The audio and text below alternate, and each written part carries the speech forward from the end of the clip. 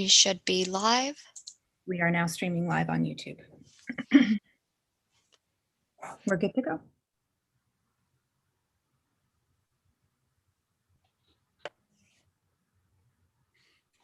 Heather, I just need 30 seconds. Just give me a sec.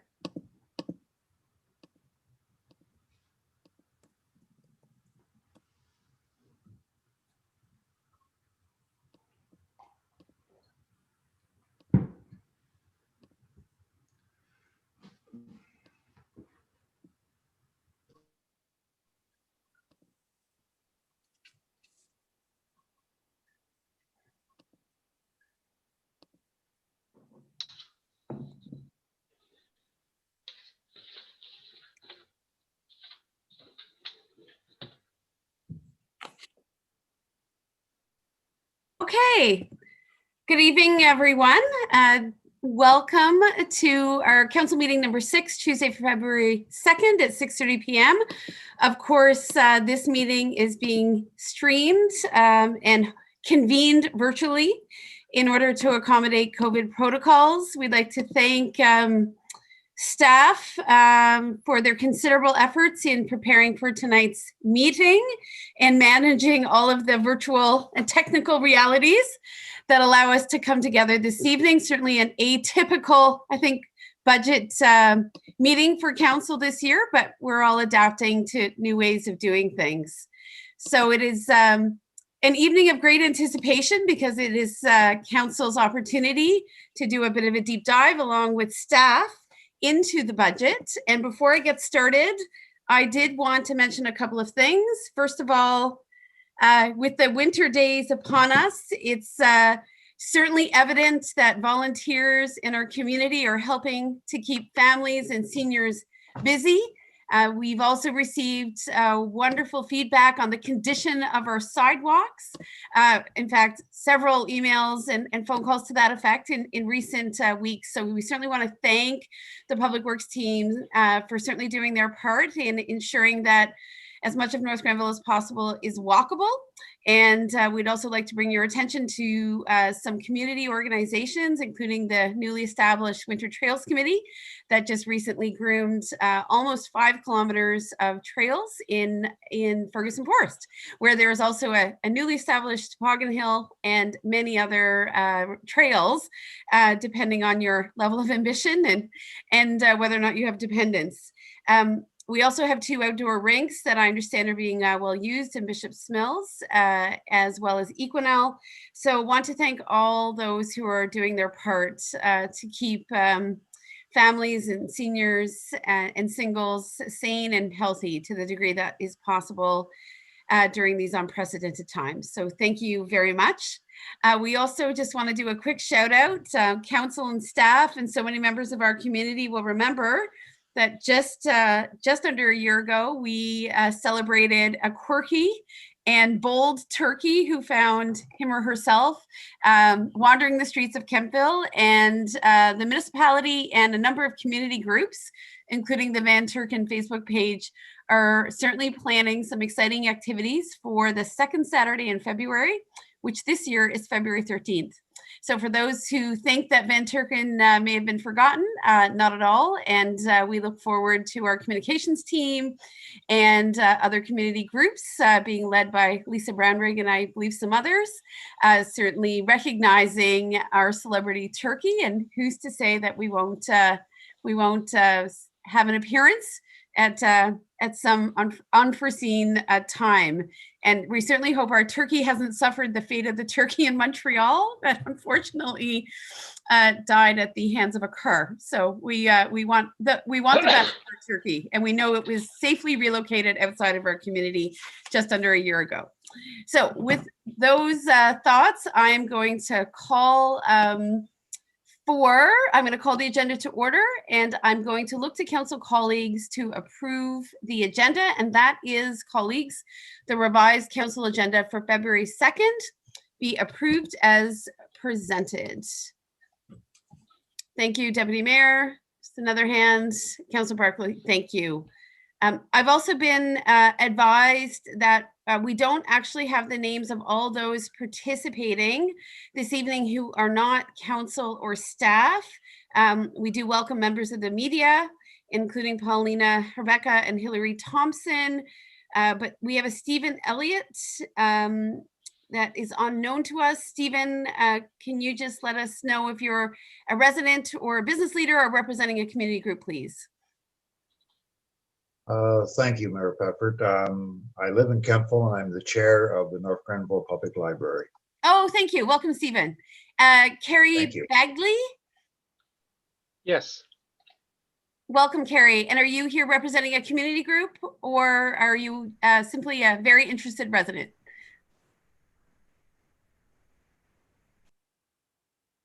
Carrie, I think you might be on mute.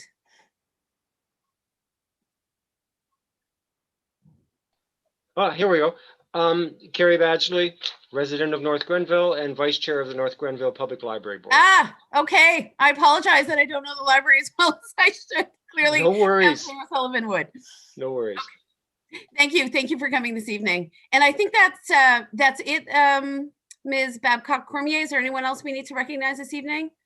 No, that's all. Thank you very much. Okay, and of course I see Ms. Rachel Brown also representing the library, so that's excellent. Thank you. Okay, and I think it's also important that we note that these meetings are now being live cast on YouTube, so we slowly find our way into the 21st century, and how exciting is that? Okay, so we have a mover and a seconder for the agenda. Can I, colleagues, call the question on the revised agenda, please? Just raise your hands. Thank you. Perfect. We have an agenda this evening. Thank you very much.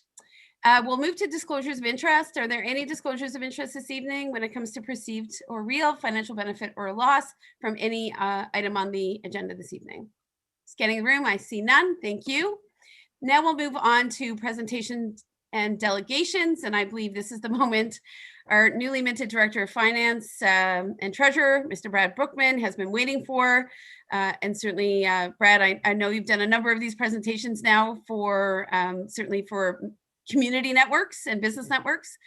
So we look forward to the presentation this evening. And I understand that we're breaking this down into 3 separate categories: draft water, wastewater, draft operating, and draft capital. So colleagues, we'll see how far we get. We may need to take a break depending on how the time goes. But welcome, Mr. Brookman, and thank you for being here. Your Worship, if I might. Absolutely, Mr. Dyke, go ahead. Just a brief introduction. Before that, we should recognize Don Sherritt's also here for a chair. Oh, thank you. The board is here with us tonight as well. So, thank you, Worship. And prior to Mr. Brookman presenting the budget to council, I think I'd like to express our pleasure on behalf of your senior management team to present the 3 separate budgets, as you mentioned, to the council tonight. The water, wastewater. I think it's important for the people at home that are watching and involved that this is a non-tax supported piece of the budget. What we're talking about here is fully funded through the user rates that are charged in those utilities and are not part of the tax rate calculation you're going to hear about tonight. Then second piece will be the municipal operating budget. And the third component would be the municipal capital investment budget, which is our infrastructure, larger capital programs. And they'll be done in that order. And we will be looking to council for debate and consideration in each section before we move on to the next budget. Just I'd like to express that from a timing standpoint, that's it. We are bringing this forward a bit later than normal. The goal, our goal is under our programming is, and this will happen for the 2022 budget, is to have this before council in December. So we're looking at for approval of the operating capital budgets in December of this year, going into 2022, which has a significant benefits to us as earlier we approved the budget. The delays, the most obvious one for us was the impact of the COVID-19 on our operations that delayed, and we were subject to shutdowns and delays and refocused our energies for long periods of time over the course of this year. But I think more importantly, I think as council is more than aware, significant senior leadership changes and staff changes in the organization that are key to the budget development. And just for context for everybody, in the past 12 months, Municipal North Grenville now has a new Chief Administrative Officer, Director of Finance, Deputy Director of Finance, Clerk, Municipal Solicitor, Manager HR, and a new Director of Planning. So basically 80% of your senior management team was not here the previous year. So it's, and that had obviously an impact going forward. But having said all that, what we were able to do in a short period of time, and large compliments to the senior management team and Brad for their efforts in getting us where we are today, we were also able to introduce and start with a much more rigorous engagement program for the budget itself, both from an internal standpoint in developing the budget, but also we had separate presentation sessions, one with the business community through the executives and board members of the Chamber of Commerce and the BIA. We had a separate media day presentation to allow the media to have more access to us, ask any questions regarding the components of the budget. And we had 2 planned public sessions. They're virtual this year, obviously. One was held and recorded, and it's online for people to watch. The second, we had nobody registered the second one, so we did not host the second one, and here we are tonight. The budget we're putting forward is, we've been calling it over our presentations and time, a transition budget, and in a number of senses, in the sense that we're changing our focus and we're changing how we do things in the organization. And the most prominent thing that council and members of the public that are attended previous budget presentations is different. The budget's going to look different. There was a lot of agglomeration of cost centers or cost areas in the old budget where you had multiple departments under one budget area. And it became confusing, even for myself when I came on new, is tracking where project spending was, operational spending was within departments, because it was spread, wasn't housed directly under that department. So you'll see when Mr. Brookman presents the budget, the information will actually be the service delivery area or the department that is responsible for it. It's in their budget, right? So there'll be a clear correlation on that.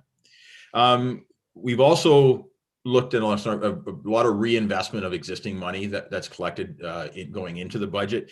And this reinvestment or this redirection of money was necessary for us for our mission goal to increase customer service, increase transparency, increase accountability in our operations standpoint. It also implements a lot of the organizational changes that we went through in 2020 are recognized in this budget. And those changes were necessary just for our operators to be commensurate with the level of growth in this municipality. As the municipality grew significantly over the past 5 to 10 years, a lot of the operational pieces weren't keeping up. And as a result, there was a decrease in customer service levels. And I think that was evident in the community with the commentary we were getting back and some of the feedback we were getting. So we were actually turning things around, reinvesting in the resources to allow us to meet those customer service expectations and the service delivery expectations as well. And the last piece I'll talk about with respect to the budget is that we're modernizing our organization. We're doing things now that we're setting ourselves up and putting people in place to do things that weren't being done because of a resource thing in previous years. A new focus on our internal audit capabilities, our financial planning and financial forecasting and trending, which is very important as we're setting our longer term budgets. Our legal side, we now have in-house legal counsel that will greatly reduce and increase our ability to handle things with risk management going forward. And we also have a rededication to our frontline staff in the sense is that there was over time through attrition, frontline staff positions hadn't been replaced. So we're actually replacing those frontline positions again on the customer service front as the first line of inquiry, first line of response that the public gets as they deal with the municipality. And that is being reflected in this budget as well. And the budget also recognizes the impact that COVID-19 has had not only on ourselves, but on the community itself. And Brad's going to get into a lot more detail as to how that's happened and what we've done in that area. But I think that the most important part is we were able to do what we're doing, restructuring the budget, but also in recognition of the impacts of COVID-19, we're presenting council with a recommended 0% tax increase for 2021. And Brad, again, will get into details how we're doing that and how that won't negatively impact us as we move out of 2021 into 2022 and beyond. When we're talking about the capital piece as well, we've tried to look at taking a bit of a breather in a sense. We're still doing a lot of capital work in this year. You'll see as we get into that part of the budget, but taking a little bit of a breather for non-essential capital items or non-time sensitive capital items, because this council needs an opportunity, and this community needs an opportunity to revisit its priority setting on the longer term, larger capital investment programming for the municipality. That's one thing we'll undertake in 2021 and regroup as we get into 2022 and beyond on a much broader scale, on 5, 10-year and beyond going forward. But also there's a lot, because of the way we're growing and the changes we're making, we have a lot of competing interests for what are finite resources within the municipality. And it's allowing us to back and do some comprehensive planning on certain areas of the municipality, so that as we bring items up to council forward, the planning has been put in place. So we can talk about the time constraints put on things, the obviously the money required to do it, but more importantly, the impact on our resource capabilities from a human resource standpoint and the ability to deliver the service from the municipality. Because one thing we want to move away from here is saying we're going to do something in one budget year and then 70% of the projects aren't completed.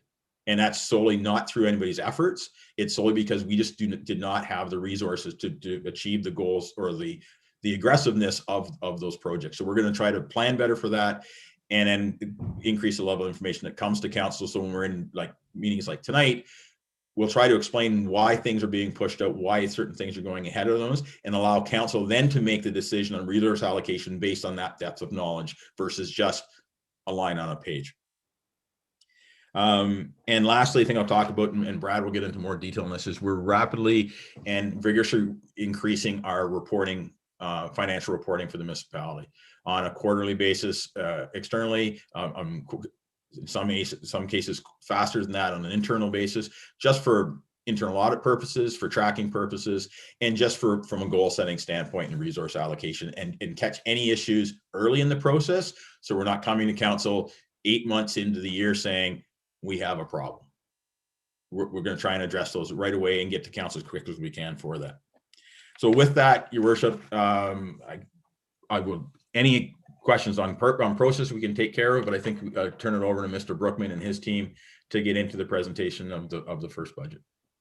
Well, if I might, Mr. Dyke, I think obviously, this time a year ago, you were the newly minted CAO here in North Grenville. And I think, the vision and the sense of purpose you brought to leading the municipality from an administrative perspective is very aligned with where council wanted to go. And I think the kind of renewal and focus, that you've brought as a seasoned municipal leader is very much reflected in the work this evening. So I want to thank you. I know you've been busy hiring and orienting and contextualizing, much of the work that was done this evening. So obviously we felt that we've been in very good hands, and we look forward to what I think will be a robust discussion this evening. This will be our third budget, council colleagues, in case you've forgotten. And I think the first one, we felt very much that we were learning the ropes. So as we get into now number 3, certainly with Mr. Dyke having shepherded a second budget, but certainly the one last year, Mr. Dyke, you were inheriting more than you were kind of leading. We feel that we'll have a productive discussion and a lot of confidence in where we're headed. The other thing I want to say is, obviously the 0% increase that's being proposed this evening, I think follows 3 years of fiscal prudence that this council has wanted to ensure was part of our commitment to the community. So we've kept all of our tax rate increases well below 2%, with in fact decreasing tax rates every single year. So I think we're very interested in staying at 0, but we'll see what the night holds. I shouldn't predict the future. So over to you, Mr. Brookman, unless colleagues, you have any questions about process. Scanning the room, seeing none, I will then invite Mr. Brookman to take us through. And of course, Mr. Sherritt, welcome. I apologize that I didn't see you in the beginning. Thank you also for being here. Thank you, Madam Mayor. We'll jump right into the budget. We have lots to talk about tonight. We can just go to the agenda. We're going to set the table a little bit. I think everybody's familiar with this at this point, having gone through this a number of times, but for our citizens to understand, I think it's important to go through it one more time before we jump into the budget. So if we go to the next slide.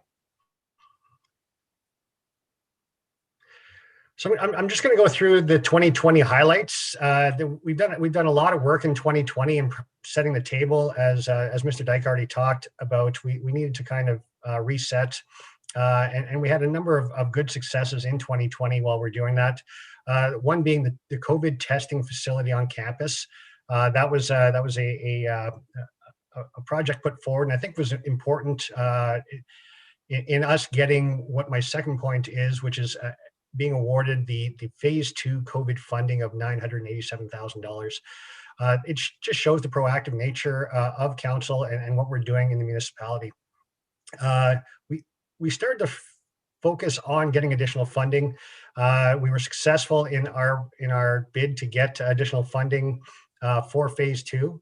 We also received about $436,000 for phase 1 funding, all well spent and certainly appreciated in order for us to get through what was certainly a tough year in 2020. Of the $987,000, $900 was set aside for all the expenses and everything that we did in 2020 to provide the service to our citizens and keep the municipality open and running to the best of our ability. Any of that $900,000 which was not used was certainly allowed to be used in 2021 and will be carried over if not used. $87,000 is specifically for 2021 and will be as part of our budget and has been included as part of our revenue for the year.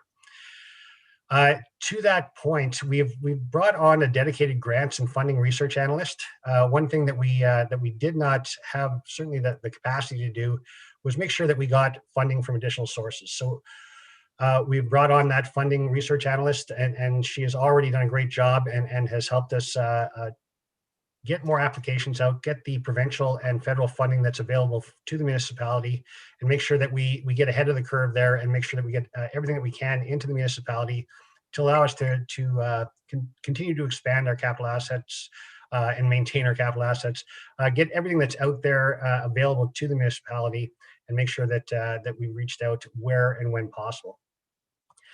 Mr. Dyke already talked about improved community service. We have dedicated front office staff. When I first arrived a little over 6 months ago, we had one office staff at the front, and we moved the front desk downstairs, mostly for COVID purposes. But what we noticed with that move is that it gave us better access to the public, and the public could access us more efficiently, more appropriately. And we expanded that front office staff, brought in another person to make sure that all of the needs of our public are met and increase that level of service. Process modernization. Mr. Dyke already talked about that. We were running a little bit behind in terms of our IT and our software. So in 2020, we invested in making sure that we got our software up to grade. We needed to be able to do these presentations virtually. So there was an investment there. So we need to invest in hardware and secure our internet. Our internet was a little bit out of date. We couldn't actually get access to internet in some places in the building.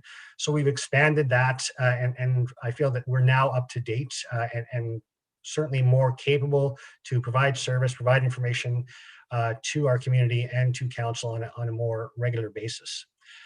Along with that came an IT planning and security review. That started in 2020. It's wrapping up now. And it's a third party that we brought in to have a look at our IT planning so that we don't get behind again. We're going to look at making sure we have a plan for our IT, make sure that we keep all of our hardware, software, and security up to date. And they've done some penetration testing to make sure that people can't get in and access private or confidential information. And with that process modernization comes that continuous improvement cycle. So we're at the end of that, certainly on the IT side, and we're just starting that for the rest of the organization. So as Mr. Dyke already identified, we're now put into departments that have a defined and accountable budget. So we'll continue to improve that through 2021, and you can look to see better processes, and we got all of that set up so that we could hit the road running in the coming year. So along with that comes our improved planning and accountability. As we get ahead of the curve and we bring on more technical capability and better planning and better forecasting, we're going to be able to put that in front of council and in front of the public and be able to explain where we're at in our budget, whether we're on time, on budget, and moving the municipality forward. So we hired experienced the senior management team, which Mr. Dyke has already talked about. And this year we had a first round of zero-based budgeting. And what that means is we started at ground zero and said, what do we need? Not what did we spend last year, add 2%, and let's spend that in 2021. We didn't get all the way there. We certainly took that in consideration when we were planning the 2021 budget. You'll see that to continue to improve in 2021, and you'll see that for the 2022 budget. Next slide. So the way forward, what you're going to expect in 2021 is to continue that service improvement. We'll maintain our customer service standards. We've certainly had good feedback from the public on our increased responsiveness and the ability to answer questions in a timely manner. We're going to permanently relocate the customer service desk to the main floor. That gives better accessibility. Most of the questions that or requests that come from the public can be answered fairly quickly, so that makes the process easier for them and certainly easier for staff as well. And we're going to improve our online services. So we're looking at making sure that if you want to access some of the services, you can do so online. That's going to be across departments, and you can look to some improvements there in 2021. We're going to continue our modernization. So related to the online services is our systems improvement. So we're implementing a building and planning software system to improve our building services and be able to forecast better. Our procurement software will be introduced.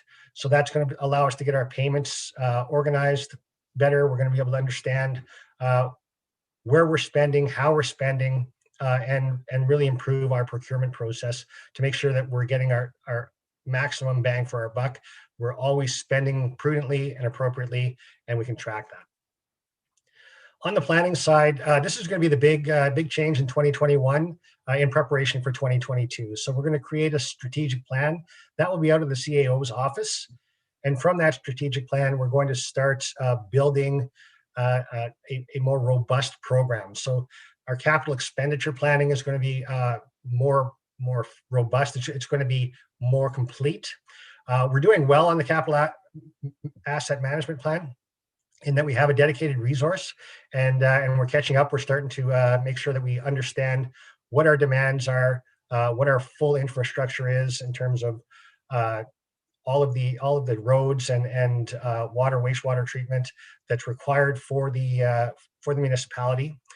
And then as we get our hands on that and get our minds around that, we're going to be able to provide additional transparency for ongoing and planned capital projects. So council and our public are going to be able to see what we have planned. You're going to see a little bit of that tonight, where we're putting our money, why we're doing the projects that we're doing, and you'll be able to see that continuous list of capital projects that need to be addressed. The big part for me that I get excited about is we're going to increase our budgeting and performance software. Right now, we're very much Excel based, but we want to be able to be able to adjust the budget or answer questions on a more real-time basis. So we're going to be putting in place a budgeting and performance software system. That's going to allow us to do quarterly performance reporting, including trend analysis. So we'll be able to tell you where we're at in the process and where we're going. If we want to do some analysis on if we change what we're doing, what will that mean for us, and what will that mean in terms of financing and certainly our tax base. An important part of that is updating our reserve funding strategy. We have reserves set aside in the amount of around $16 million and increasing. We haven't allocated the 2019 or 2020 excesses that the 2019 excesses that exist, and a slight excess that we're expecting in 2020. When we understand that amount, we're going to look at the reserve funding strategy and really put some thought into what are we going to do with the funds available to us, and Is it adequate? Do we need more funding for the reserve funds, or do we need to up our game and maybe do additional capital projects? And connected to that, of course, is our risk management program. So when you have a number of demands, which any municipality does, we need to look at how do we prioritize, and a way to do that is through the risk management program. You look at projects, you look at the municipality, you look at things like what are the changes in the economy, what are changes in government, are we expecting funding, are we expecting the costs of oil and gas to go up, and then look at how we can plan for that more effectively. And then if we're going to introduce a new project, where does that lie in terms of impact and likelihood of making a difference in the community? Next slide. So just a quick overview of how we got to the budget. What we do is we look at our levels of service at the top left in orange. That is, we look at our existing levels of service, as in our human and infrastructure services that are provided to the municipality. And we look at, how are we growing? We're of course a quickly growing municipality, and we need to plan well. But when we start growing, we need to maintain that level of service. So how are we going to maintain that level of service, and where do we need to invest? So that's the first step. Then we look at our inflation. We look at our long-term financial plan, top right. And that's what I've touched on already, which is the asset management. Make sure that we have the infrastructure planned. We know what's coming up in terms of large capital projects. We're going to talk a little bit today about expanding our wastewater treatment plant. That needs to be well planned. It takes years to get that set up, and then get it approved, then get our shovel in the dirt and get it started, and then get it operational. So that's a long-term financial planning necessity. And certainly a big part of what we did for this budget. We also have to look at building reserves, make sure that our buildings are maintained appropriately. And if there's expansion, if we need to build elsewhere, how are we going to do that, and how are we going to fund it? And then the last part of that is, of course, making sure that we're fiscally sustainable for the future. One thing that is happening is that the amount of provincial funding and federal funding that has traditionally been provided is declining. So we need to be more self-sufficient. If we're going to be self-sufficient, we need to be well planned. Then we take everything that we look at in terms of levels of service for the municipality, our assets and our buildings, and we look at inflation and historical trends. I already touched on this slightly, but we look at utilities, fuels, materials, everything that's necessary to keep the doors open and provide service to our municipality. And then we look at the cost of additional capital. A good example of that is even lumber has gone up because of COVID. So we have to look at that, trend it, and say, how is that going to impact our budget? Once we've got that all established, we put together the budget, we go through a number of rounds internally, we get to a final budget, and then we go to the public engagement. We bring a council work plan so that we have tied all of our work into that council work plan. Then we look at our internal studies by department to make sure that we have met the requirements of each master plan. And then we bring that forward to the public. And we have a number of public sessions which Mr. Dyke has already talked about to make sure that we haven't had any egregious oversights, or there's not something out there that the public requires or is demanding that requires our attention before bringing this budget forward. Next slide.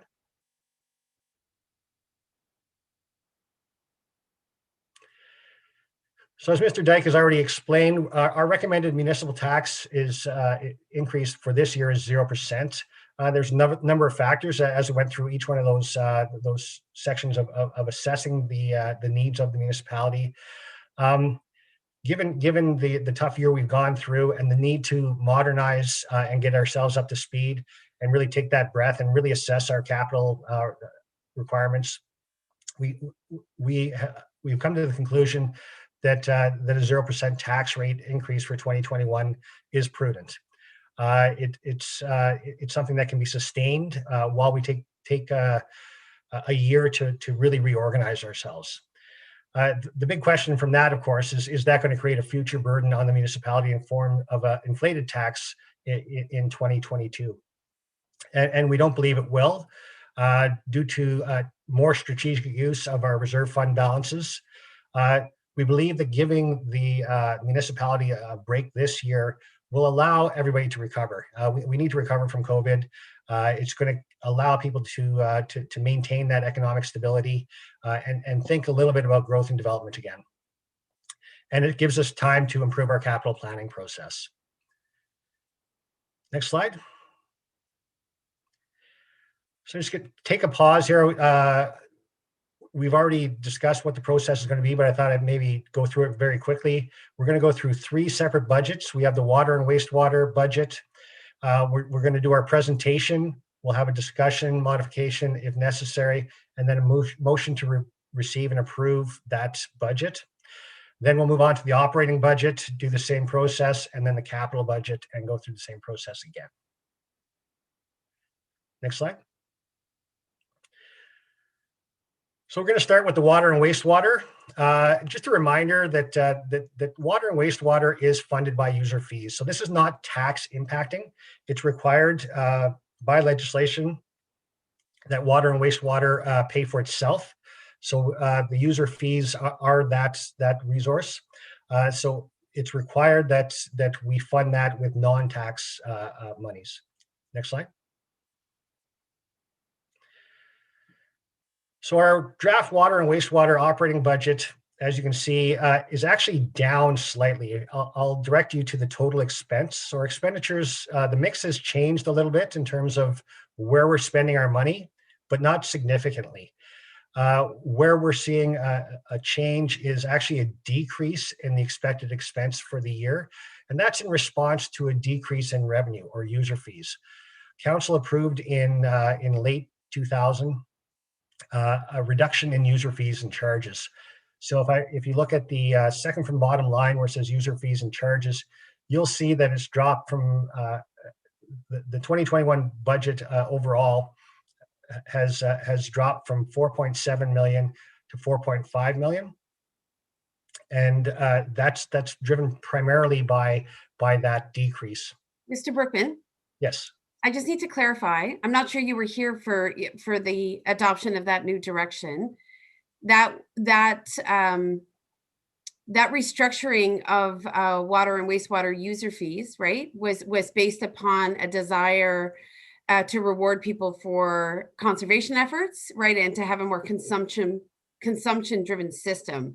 So my understanding was that while certainly it would introduce perhaps more fluctuation in the system, that at the end of the 5 years, we would be more or less even. Are you signaling any challenges with the restructuring and the new direction that we provided? We felt quite confident based upon the consultant's report, which was very thorough, that this restructuring, incentivizing conservation, certainly, and creating a more consumption-based system made sense. Yes. So we don't predict that there's going to be any issues with that reduction. Yeah. It's putting the expenditure in the right place. For those that are using high Right. volumes, will pay more. Correct. Yeah. Okay. Yeah. So in the long run, I think it's more or less even. It certainly was our understanding when we went into that process, and we had heard from lots of residents that they were extremely concerned about the base rate being untenable, and that was obviously why we looked at a different scenario. Absolutely. And we'll be monitoring that, and to my former points, reporting to council on a regular basis on how that's doing. Great. Next slide. So just a breakdown in terms of our general operating costs, which I've already talked about, is generally impacted by decrease in user fees approved in late 2020. There's a small variance in operating costs year on year, and any increase in operating costs is offset by a reduction in capital transfers. So it's basically business as usual for 2021 for the general operations. I'm going to talk a little bit about the capital expenditures, which is not going to be at all business as usual. But in terms of how the water and wastewater is functioning and how we've managed the budget this year, there is not a lot of change. And Mr. Brookman, while you're at it, the second bullet is capital transfers. I don't know if that speaks to the forthcoming investments, if that's where you're headed there, but if you could elaborate on capital transfers, that would be helpful. So that is the capital reserve fund again, Madam Mayor. Yeah. So yes, so if we have increases in operating costs, and we would have to bring in some of those costs to be covered through capital transfers. If that were to occur, we would certainly come to council well in advance and request that approval. Right, but are there ongoing capital transfers to the reserve fund, if you will, in anticipation of the expansion of the wastewater plant? In 2021, there is not. We're actually going to be drawing down the reserves Okay. because of the expansion. Got it. Thank you. Okay. Council colleagues, I just want to make sure that there's no one else wanting to ask a point of clarification at this point. I know Mr. Berkman has a lot more to get into. Okay, I don't see anything. Is that correct? So I'll, Mr. Berkman, please go on. Thank you. Next slide, please. I just wanted to highlight again for everybody that 99% of our of the cost of operating the water and wastewater is covered by user fees and charges. So we've done a good job of making sure that we have enough revenue to keep the water and wastewater services maintained. The user fees and charges represent 99% of the revenue, and we get about 1% of our revenue from fines, penalties, and interest, so late fees. Which is a good indicator that our municipality is good at paying their bills on time. I just wanted to highlight for everybody for council and for those joining in that the average annual household water utility bill for 2021, including water and sewer, is around $1,141. We got very exact and 44 cents. So this represents an average annual decrease of around $80.28 or 6.6% over 2020. Next slide. We're going to jump into the capital costs of the water and wastewater department. You can see here that we have the expansion of 2.5 or almost $2.6 million budgeted for 2021. That's just the beginning of the expansion. The entire project is in the range of $38 million. We're going to have to look at debt funding in 2022, and I'll explain that shortly. But that's the big cost for capital, and we have, of course, some existing infrastructure rehabilitation. So as the water wastewater facilities age, we have to do some capital investment to bring that up to speed again. We have a few carryover projects from 2020 that are going to be executed in 2021, and some other smaller capital projects. And then studies and miscellaneous requirements to get prepared for upcoming expansion and other projects within the water and wastewater department. The way that we're going to pay for this is primarily through development charges. So development charges are 64% of the capital expenditure. So the development charges are, of course, drawn down upon in order to expand the wastewater treatment plant. It's required that we invest in advance, of course, of people getting here. We don't want the wastewater treatment plant to be on capacity. We need to build it before people come. And that's what development charges are for. They're there to make sure that the current tax base doesn't get impacted by future growth and expansion. That is a cost for the future residents of the municipality. So we'll be drawing down on that. We have user rates. We'll take care of 20% of our costs. And then reserve is going to be a transfer out of reserve at just under $1 million to meet the capital demands for 2021. So the key capital projects for the water and wastewater 2021 budget are, of course, the expansion of $2.6 million. We're just doing that phase one. We're hoping that by the end of 2021, we can break ground. But we'll see. We have to get through the procurement process, and we have to make sure that that's all in place before we get started. So, excuse me if I may. Sorry, yeah. sorry. Councilor Barclay, go ahead. Yeah, thank you. I just want to be clear that the funding of this year's expense related to the water pollution control plant expansion comes from existing development charge. It won't be debt financed. That will be later phases. Is that correct? That's correct. So existing development charges and reserves. So we've already set aside some money to make sure that we can be prepared for this large expansion. In this year, we do not need to go to debt finance. Okay, and I just want to cue Councillor Strachan that I can't see her on the screen. So if she wishes to speak, please jump in, Councillor Strachan. Okay, thank you. I'm here, but yeah. I guess it's just the video, Oh, the order you're of the here video. now. That's okay. That's great. That's Oh, great. very By talking, you're now on my screen, which is helpful. Thank you. Okay, thanks.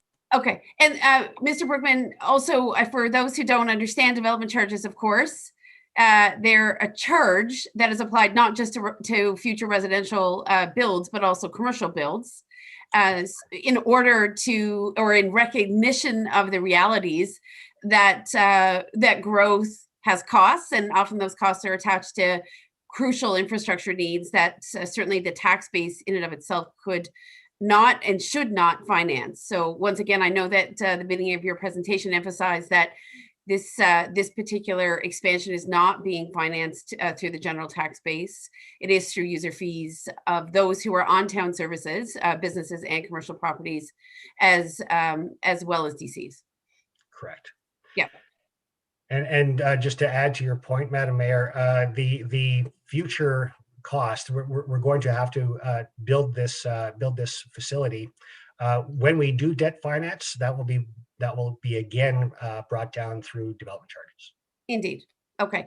And just a quick follow up, and it may be for Director Dunlop. I understand all directors are with us this evening. We certainly have understood that there is a comprehensive analysis of the entire project in terms of what is required in order to begin the expansion. The phase 1 study, if you will, what is that phase 1 study? I would prefer to hand that over to our Director of Public Works. Great. She can certainly speak to it in more detail than I can. Okay. And we don't need a ton of detail. I think we just want to situate what the phase 1 study is. So the phase 1 study was the environmental assessment and then the detailed design, which is the process we're currently under. It's a process that's been developed since 2007, and we hope to go out to tender by late 2021, pending, of course, budget approval. Okay. And the phase 1 study is in play already. Is that the case? Or the environmental assessment has been completed, as was the preliminary design. We're now into detailed design for construction purposes. Okay. And phase 1 will be the full about a 50% rebuild or a 50% expansion of the plant. I understand. Okay. And all environmental assessments have been conducted and completed. Is that what I've heard you say? Yes. Okay. And they began in 2007? That is when we first opened up our ESR, or environmental study report. Yes. Okay, excellent. And for anyone who may be new to this conversation, obviously, council has had to enact a capacity bylaw due to limited remaining capacity at the current plant. So I think it would be fair to say there's a sense of urgency around the need to expand capacity to meet current commitments as well as future commitments. Director Dunlop, is that an apt characterization of where we're at? Yes, it is very detailed and very accurate. Okay. Thank you. And the so the next large or the next large the next costly capital project is of course related to the County Road 43 expansion of just under $500,000, which is related to bridge crossing and piping that's required in order to adjust for that expansion.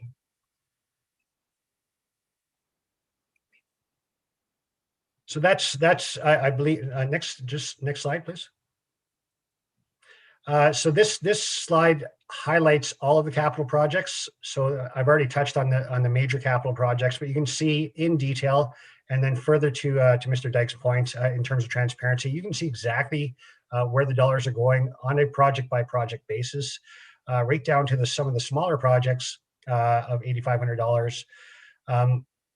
This is part of that transparency. We'll be able to report on a project by project basis what's being completed, percentage completion, but as we go through the year as part of our quarterly reporting.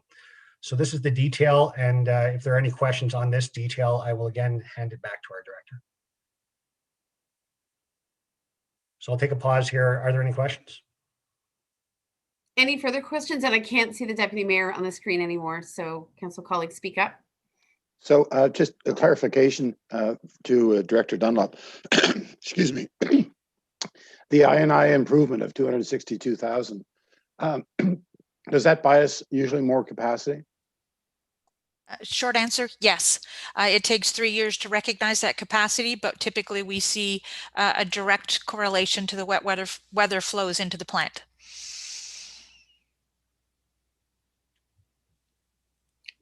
Councillor Barclay, does that answer your question? Yep, thank you. Okay. Okay, any further questions on the details you see here, colleagues? Of course, it's not just wastewater we're focused on, it's also water quality for, again, those who are on town services. So I obviously note that many of these other projects are just around ensuring that our municipally provided water is safe to drink and all the infrastructure is well maintained. Okay.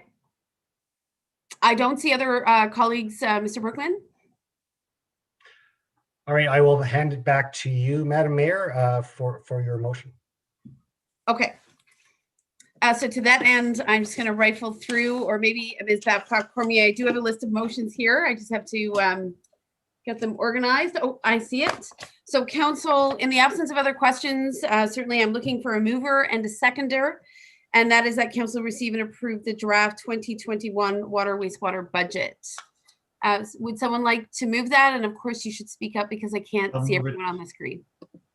I see Deputy Mayor. A seconder, please. I can second. Thank you. Your worship, just a technical piece. Can you Yes. remove the word draft from the motion, please? Indeed, thank you. So it's moved by Deputy Mayor and seconded by Councillor Strakian, and that is that council receive and approve the 2021 water wastewater budget. Motion is on the table. Any further comment before I call the question? I see none. I'll call the question, please. All in favor? Thank you. And I believe that motion passes unanimously. Thank you. So, Mr. Brookman, I think we are now over to you again for operating budget. Is that right? Correct, Madam Mayor. Okay. So let's carry on. Yep. Next slide, please. So we're going to go through the operating expenses again by department. I just want to pause here and identify that the major funding for our operating expenses, of course, comes from our tax base. So it's taxation, user fees, and grants. We have some other revenue sources such as fines, penalties, interest, but the majority comes from our tax base. So I'm going to, at the beginning of this budget, one of the larger areas that we fund, of course, is the North Grenville Public Library. And I would like to pass that over to the CEO of the Public Library. Thank you, Mr. Brookman. Good evening, and thank you for the opportunity to present, Madam Mayor, members of the council, and the municipality. I really appreciate that we are able to share some of our highlights with you and our proposed operating budget. Tonight we have just 4 slides, and they will cover those highlights and the operating budget, and then I suppose we'll have the questions afterwards, but please feel free to ask questions as we go through. Next slide, please. So 2020 was a good news story. Despite the closure and restrictions due to COVID-19, we had very good circulation. It was approximately 75% of what it was in 2019, which when you consider that we were closed entirely for over 2 months and then on curbside pickup only for over 2 months and then have been on reduced hours since August, I think that's an excellent number. And it's great to know that the library continues to have that value to the community. And in fact, for a lot of people, it was a bit of a lifeline to be able to get out and get those books. And the other interesting thing is that our e-circulation went up, and actually that is predictable. And there's a certain number of people did prefer to stay at home. And we got phone calls from people looking for support, first-time users of ebooks. So this is a good news story. I just want to recognize that staff adapted beautifully to the changed model of service. We boosted our Wi-Fi signal so that people could come and sit in the parking lot and use it, and they did. People also sat in those picnic tables on the street.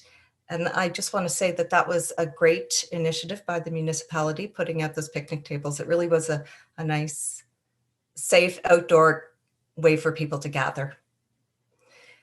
And when we were able to open again, starting in August, the computers and the printing were really crucial for some people. We had people who didn't have adequate internet at home, but we also had people who were looking to print out government forms and who were looking to do coursework. And so it was a very valuable resource to them at that time. And we are glad to have been able to provide it. Next slide, please. We also stayed connected with our community in new and creative ways. We did programming online and in person, and we kept our in-person programming very safe. For example, Library Sue, who many of you know, held outdoor programs in the parks. And she also set up a word walk at Kinderwood Trail. So very safe activities where people could still get together, but were physically distanced. And she did this from July through to October, which is astounding. We were very lucky. We had good weather last year, a nice summer. We also started a virtual book club online, and we continue that, and people really appreciate that. Again, it's that ability to connect with others and to connect through books. And this is where we just went off the charts. We were super active online. And you can see we had 570 posts on Facebook. Most of that was original content, and 116 of those posts were original videos. So we had staff doing English story time, French story time, maker moments, creature features, books and bites. They were so creative. And I just want to give a big shout out to them. Our posts garnered over 16,000 engagements. And that means people interacted on some level with our posts over 16,000 times. So we feel we're really able to connect with people online. We also built a new section on our website with educational resources for the young and the old, and something for everybody. And finally, we were able to continue some of those all-important partnerships, including providing French library services to the École Rivière-Rideau. And we were also able to provide a safe meeting space for a community agency, along with other partnerships. Next slide, please. In 2020, we saw some revenues and expenditures go down, and this is to be expected. We did have lower staffing costs. We closed our Burritts Rapids branch altogether from March until November. Some of our spending was down, but as well, some of our revenue was down. We had to suspend late fees and printing fees, of course, because people were returning items, but then they had to go into quarantine. And so realistically, we can't be charging those fees. And we also moved away from collecting money to minimize that person-to-person contact. We did set up a donation box by the printer, and I do want to say people were appreciative and generous, but it does make up a small portion of our revenue. And I'd also like to recognize that in a really poor fundraising year, our friends were still able to come through with a donation. I always want to recognize their contribution. So for 2021, we see an increase, a modest increase, and this accounts for inflation, additional supply costs due to COVID, and salaries. Of course, our salaries are going up with the cost of living. We're proposing a 1% increase and the movement up the grid. So we are asking for a municipal grant of just over $480,000, and with an overall budget increase of 2.29%. We are exploring new revenue opportunities, including community giving, and we have been speaking with the North Grenville Community Fund to see what opportunities are there. And we are also looking for some out-of-the-box grant opportunities to see if there are areas that we haven't looked at previously, traditionally, to get our funding. Finally, we are going to resume our fees at some point during this year, and we've installed a brand new point of sale purchase system. We're very excited about that. And that will, of course, minimize touch, which during COVID is an important feature. Next slide, please. And this is our final slide. And it shows our proposed budget until 2024. The thing I'd like to highlight here is that we do see the costs are just going up incrementally each year with what would be the expected inflation. We are always keeping an eye on our salaries and benefits. This is, of course, our biggest expense. But I'd like to point out that we do rely on a flexible part-time staff. And so we are very fortunate to have part-time staff who stay with us year after year, and that makes up the majority of our staffing. And there isn't a lot of wiggle room there. So we are always careful and mindful about our staffing. And we are proposing an increase year over year about between 2 and 2.5%. And we don't see any major expenditures coming up in the near future and over the next 4 years. So we see things as being fairly stable. And that is the presentation thus far. And I'm opening the floor. Please ask questions. Thank you, Ms. Brown, for your presentation. We certainly appreciate it. I'm curious to know if broadband presented any challenges in terms of, obviously wonderful to hear, and I saw evidence of people using the boosted Wi-Fi around your building, but in terms of accessing library services, if people couldn't access the online library service, were they able to call, pick up the phone? How did you navigate it with individuals or seniors who may be less comfortable, right, using internet-based services? What was the alternative? Because we know many in our municipality certainly struggle with either poor rural internet or limited capacity to use it. Yeah, we did. So just in terms of, let me tell you a little story. We had people call and say, I really need a certain government form. I'm not able to print it out at home.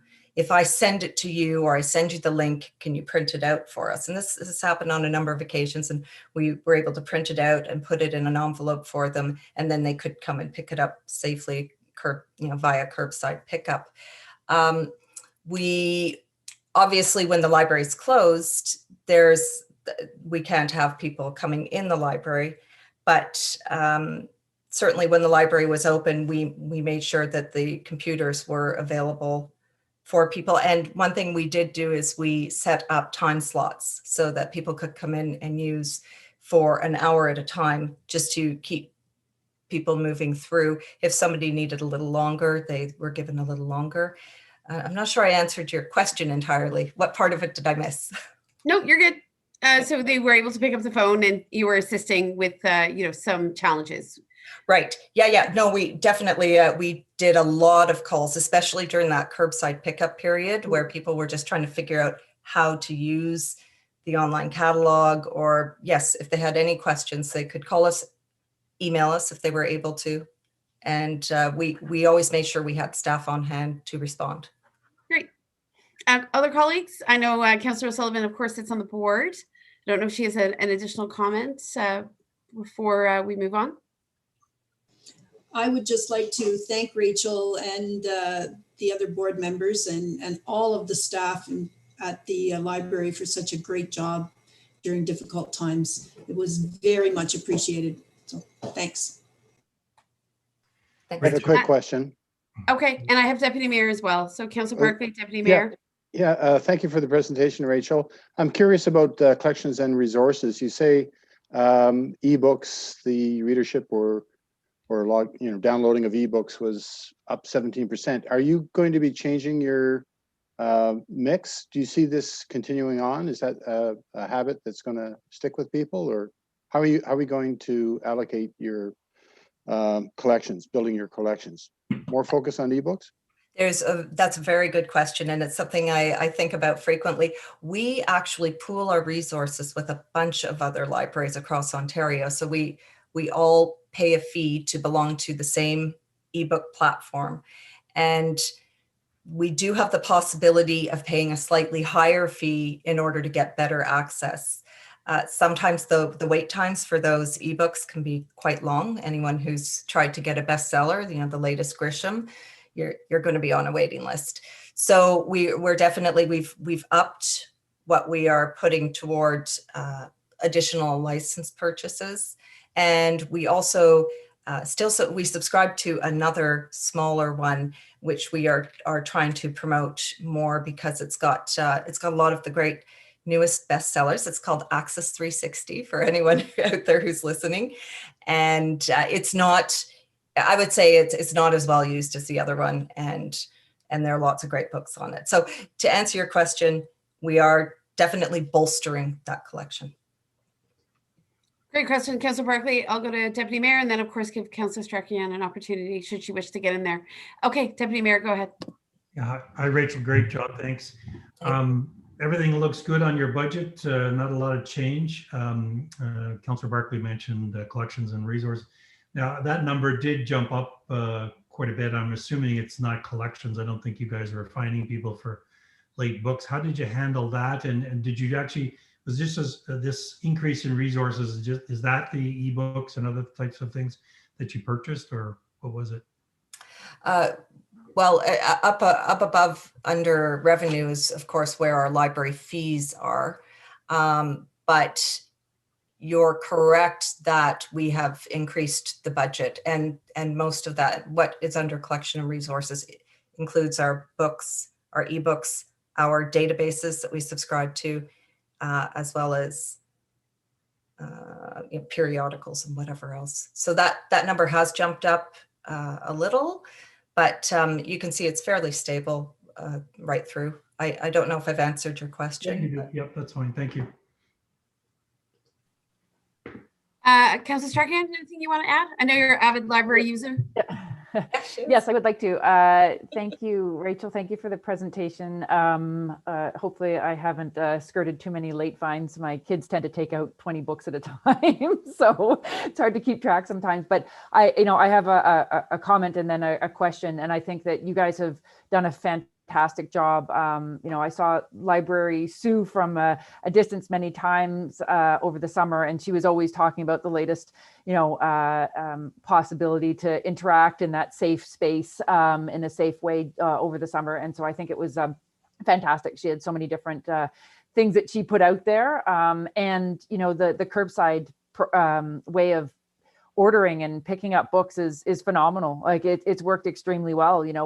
Of course we go online and we take a look and see what's in the collection at the library, and then give some options out there, and then within very short order there's a call that comes to us that says, hey, they're ready to pick up. So it's great. And I have an extremely voracious bunch of readers in my house, and for them this has been fantastic as a something that seems somewhat normal from what they used to. So not the same as going down the aisles and picking things out, but it's still met the needs. So thank you very much. And thank you to all of the staff. I think it's been really wonderful to see. When the question that I do have is regarding provincial grants. So I'm just looking at the actual from 2019, and it is slightly higher than what you have budgeted. Do you find that there are different opportunities from year to year, or is it just, depending on how much is allocated in a bigger pool of funds as to how much you receive from one year to the next? Like, I'm just wondering where you may see some variation, because obviously, the costs are increasing significantly from, over the next, looking at the next 4 to 5 years. just wondering if you see any other opportunities through some of those other grant mechanisms outside of the municipality. Yeah, no, that's a great question. The reason why that number is the same year over year is that is the PLOG, the Public Libraries Operating Grant that we get from the province, and that does not change year to year. You never know. Next year could be the year, but it's been the same for 20 years. So last year we were able to secure, or in 2019, we were able to secure the Seniors Community Grant. And that is the kind of thing that I will continue to look for. And we will see, it's a very good question. We will see this budget line, I have every hope, go up in the next couple of years as we identify other opportunities. And I have talked to the municipality, picked their brains a little bit, and I think we'll be doing some information sharing on what I would call thinking outside the box. So instead of just getting grants that operate around literacy or youth, then maybe you're looking at different populations or different demographics you haven't thought about, or different services. Yeah, and I think that there's, sorry if I cut you off, Rachel. I was just going to say that we've had a success with having a staff member looking into grant opportunities and so on at the municipal level, and I think that having access to somebody who's focused on those kinds of efforts would certainly could benefit the library as well as in other areas throughout the municipal budget. So definitely it would be worthwhile to share some knowledge and so on. So anyway, thank you very much. Thanks. Okay. A question for Rachel, Nancy? Yes, of course. Thank you for jumping in. I didn't see you. Go ahead, Councillor Sullivan. Thank you. And again, thanks, Rachel, for that presentation. Can you just tell us, please, for interest's sake, was there much impact regarding interlibrary loans now that that was stopped by the government province? It has actually picked up quite a bit, but it's not quite at its previous level. And that's because some libraries chose not to get back into it. But actually, we are doing a pretty brisk business with the books, and we are delivering them via Canada Post now. And they give us a book rate, which is great. Okay. It still is a cost, but we get a certain amount of it reimbursed by SOLS, which is that provincial library agency. Okay.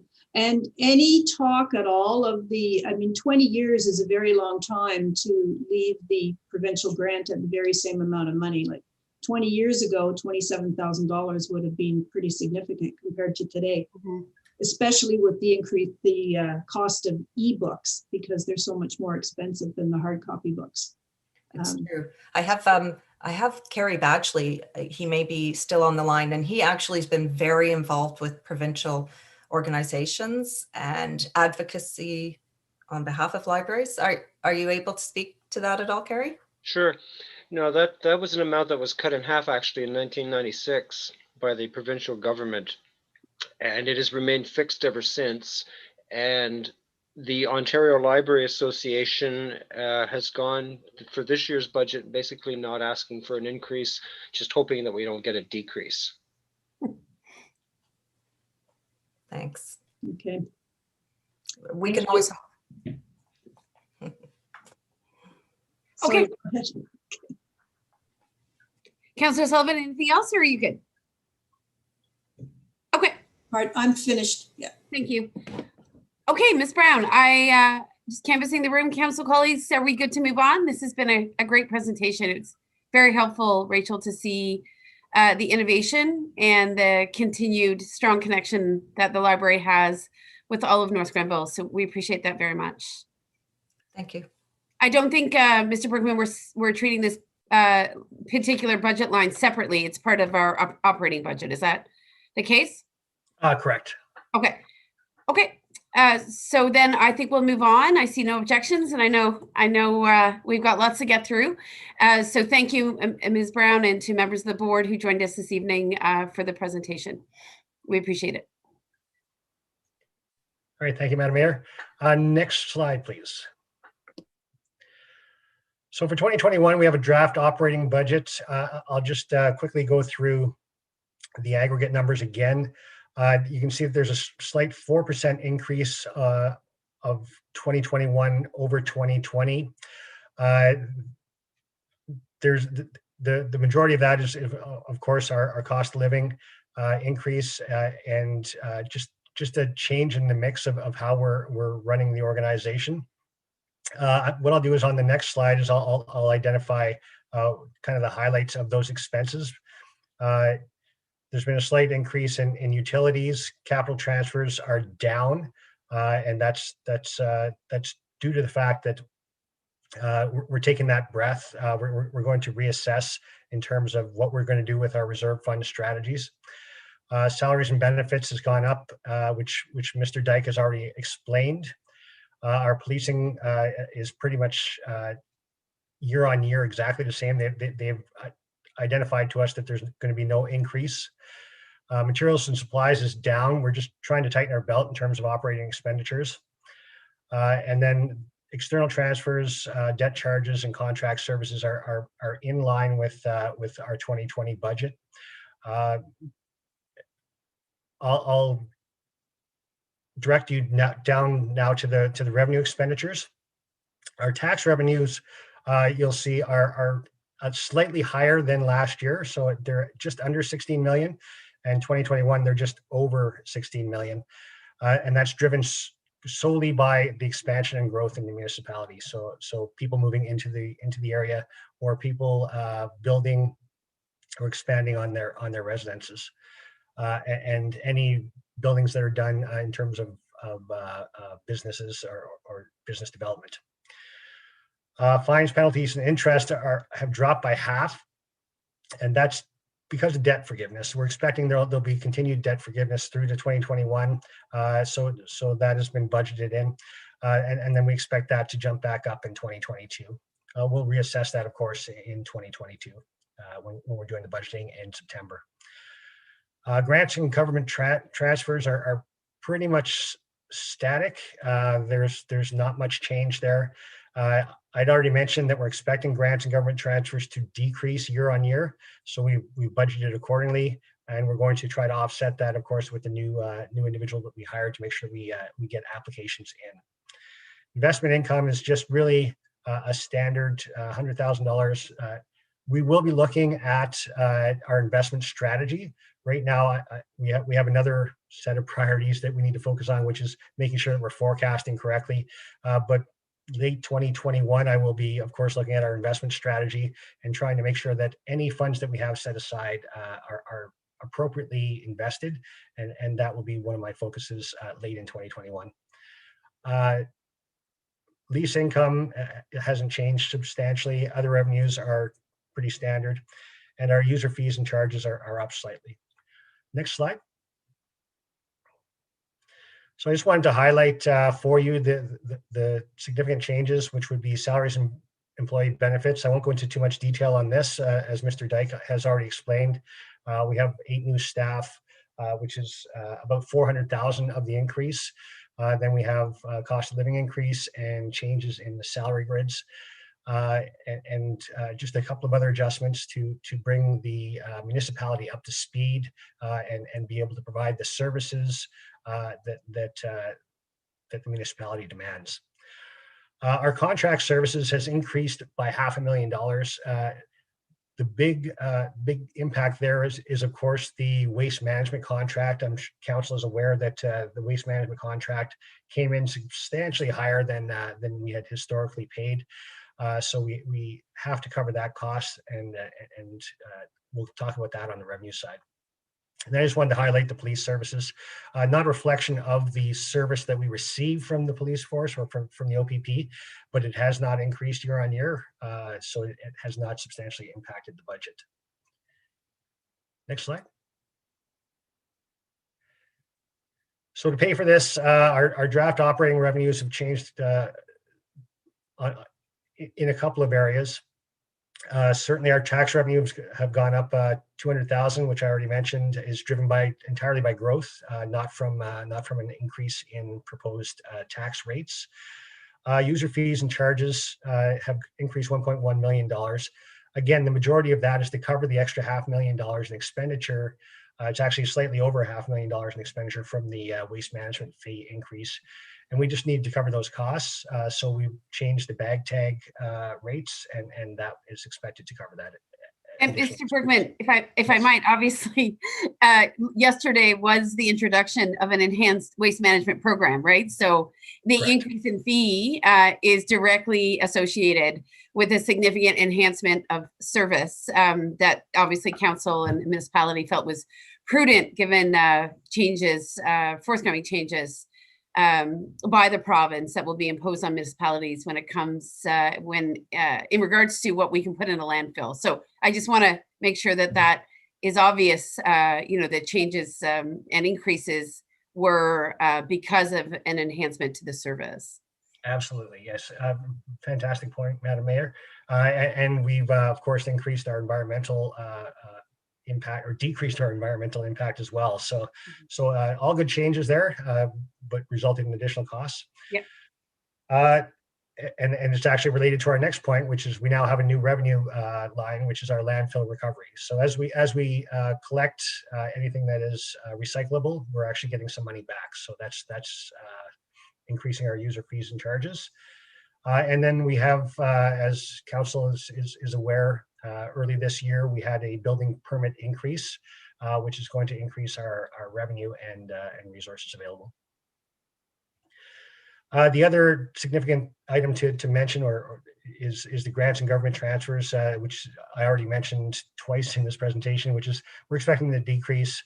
We have that pilot project going on with our grants and funding analyst, hopefully to offset that.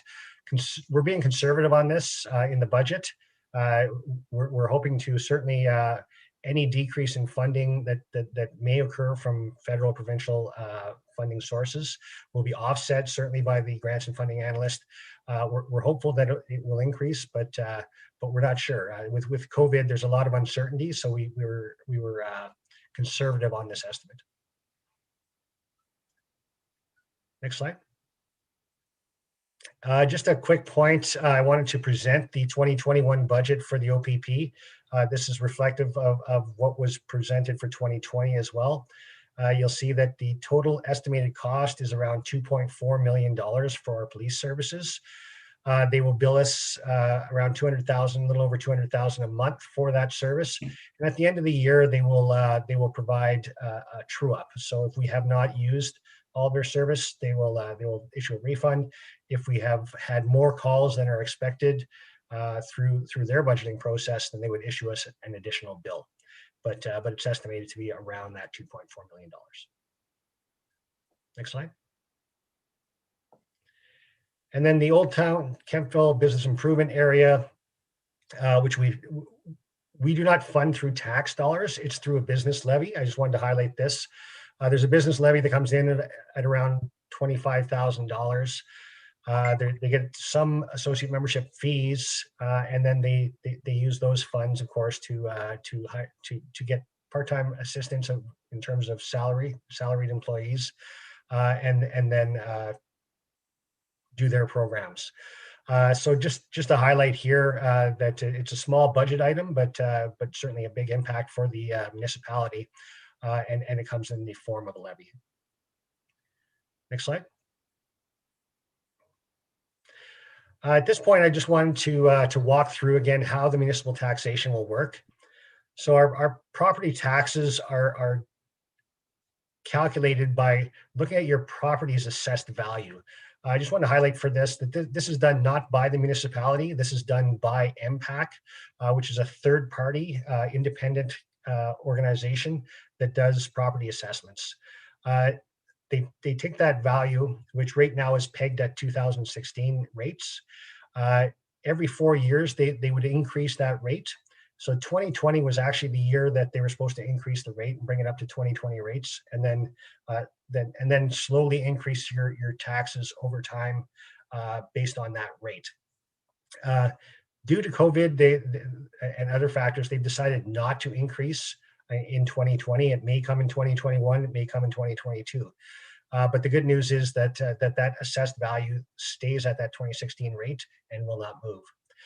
Then you take that assessed rate, let's say that's you have a property worth around $400,000, and you multiply that assessed value by your municipal rate, which in this draft budget is proposed at 0% increase for municipal, plus the increase in the education rate, which I've estimated at 0%. We have no information on this yet. I expect that will come in soon. So we've assumed that it will be 0%, plus the county rate. So the county rate has been proposed at 1.45%. This is a draft. It may increase, it may decrease, but that is the number that was proposed to their council. So I put that 1.45% increase in there. And it's a good. So yeah, Mr. Brookman, I can tell you, being a member of county council, I think we'll see it go down, not up. Oh, that's great news for our residents. Yes, indeed. Yeah. So for budgeting purposes, I had to draw a line in the sand somewhere, and that was the information I had at the time. Yeah. So at a 1.45% increase, it's a good way to demonstrate how your taxes may change, but it would not be as a result of our budget. Next slide.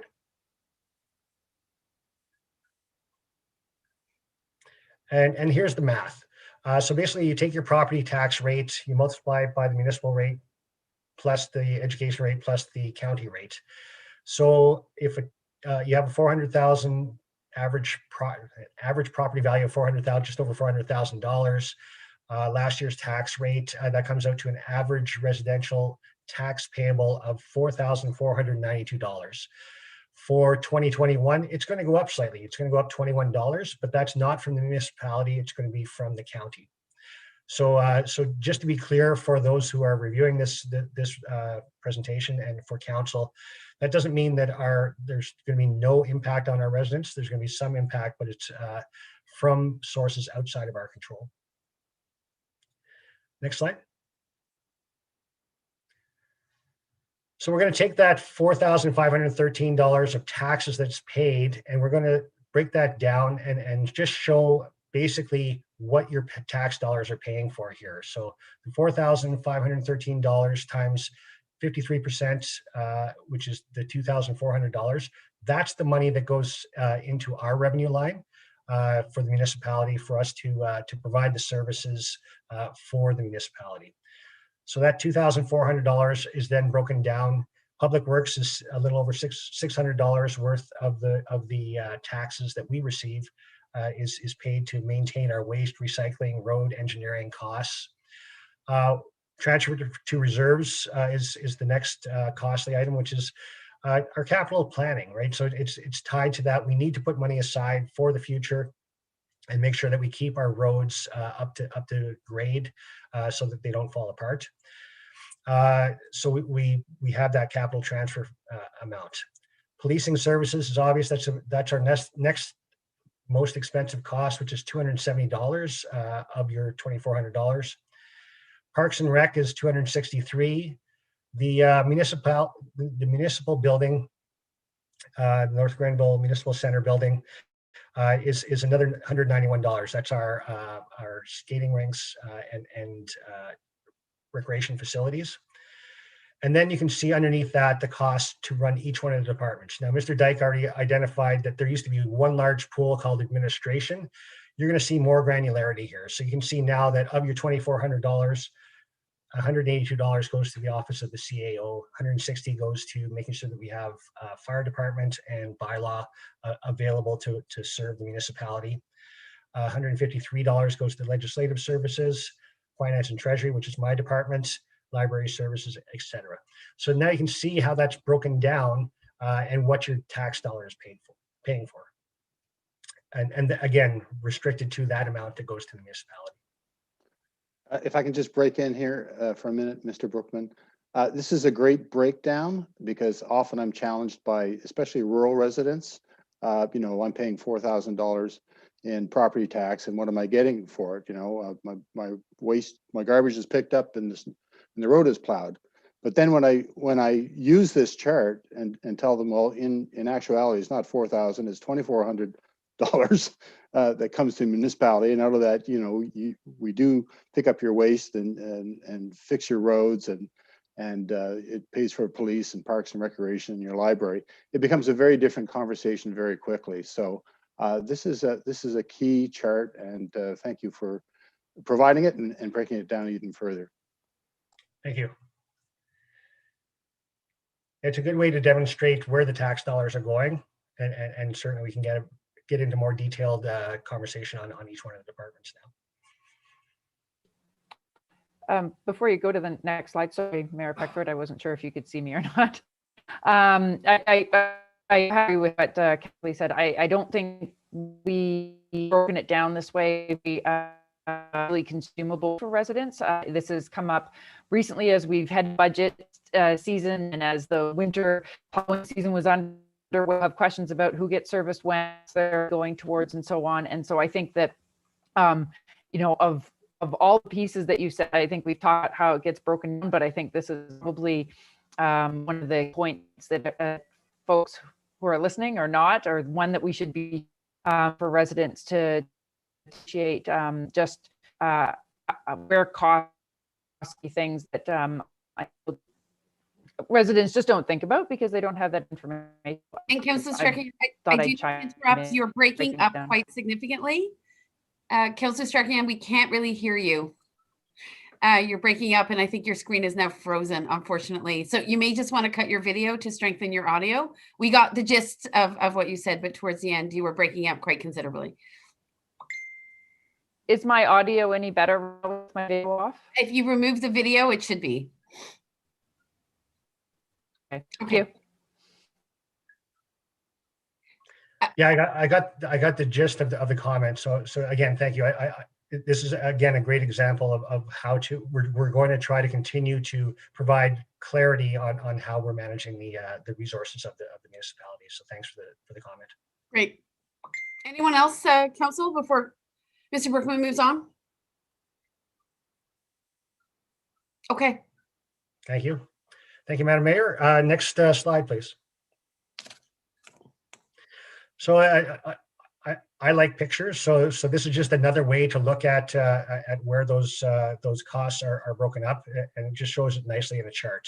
So we can see our public works is our majority of our costs, and then you see transfer to reserves, police, parks and rec, and so on.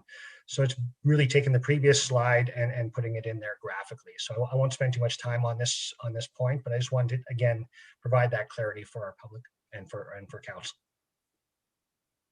Next slide. So the next slide is our operating budget by department. I'm going to go to the net cost and just identify for you by departments what our expenses are. One challenge for the budget this year, certainly for my team, was comparability. So we did get comparable numbers 21 to 22. Because we went down to the expense line, and certainly the details are there available to you in infinite detail, which is a large data set of over 4,000 accounts. We've basically condensed that down to our significant expense categories, such as contract services, internal transfers, materials, supplies, salaries and benefits, and then we show how we pay for that. So if we use legislative services for the example, we have contract services of $855,000, $749,000, external transfers of $287,000, materials and supplies of $35,000, and salaries and benefits of $320,000. So you can see clearly where the costs are.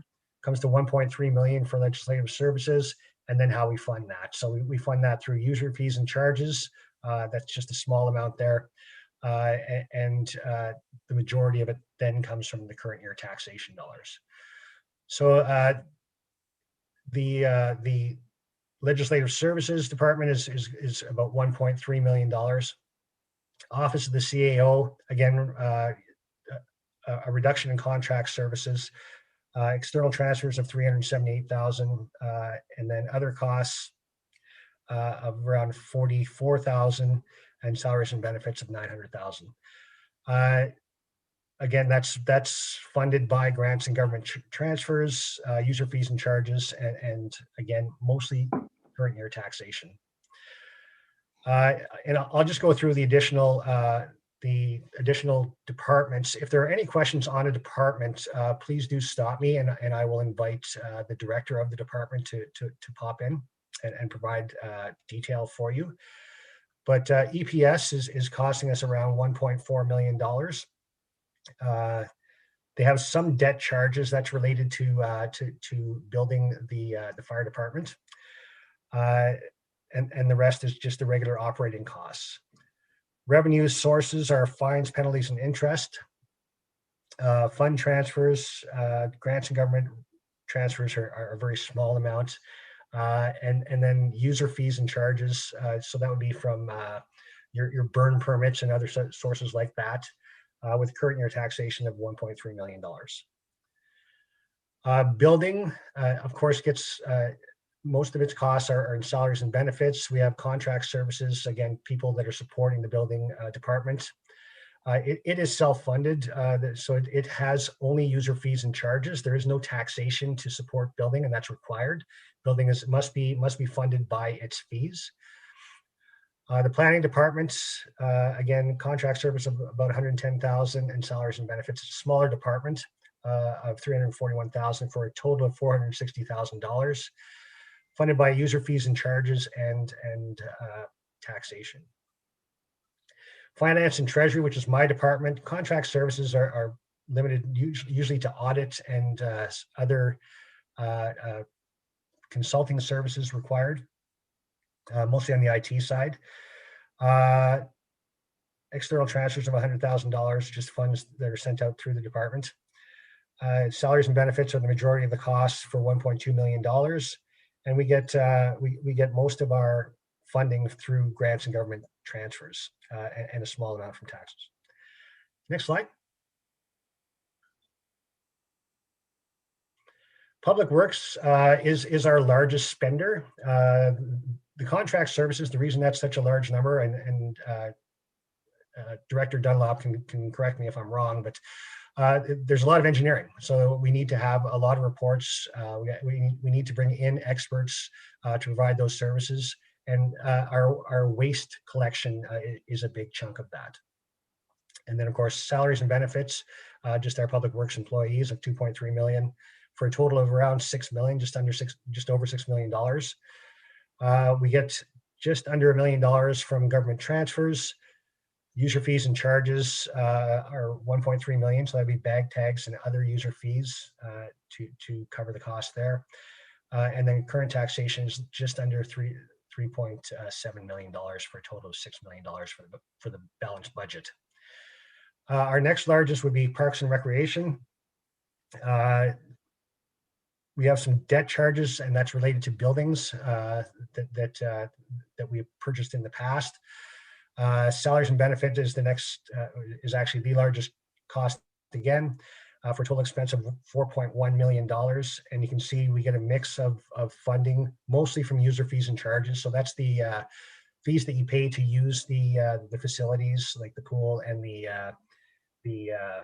skating rinks. And then current year taxation takes care of just under $2.6 million of the funding there. The library is, you can see here, this will tie exactly into what you were presented earlier by Ms. Brown. The funding that we provide is the $5,000 of fund transfer. So that's DCs, development charges that go to development for the library. And the rest, the rest is external transfers, or that's the funding that they've asked for at totaling $480,000. Police, we've already covered at $2.4 million. Next slide. And that's it for, actually, can we go back one slide? And I'll just pause here. Are there any questions on the operating expenses of the departments? I'll go to Deputy Mayor first, thanks, and then Councillor Sullivan. And I'd like to be in. Indeed, noted, thanks, Councillor Barkley.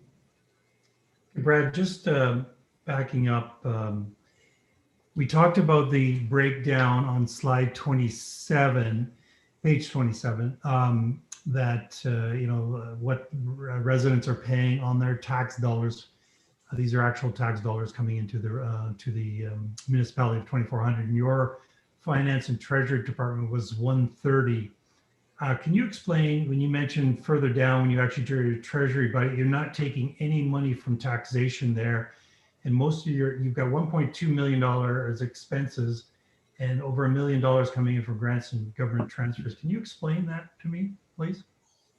Yeah, so what we did is for the breakdown, it's part of our cleanup process to make sure that we have all of our sources of funding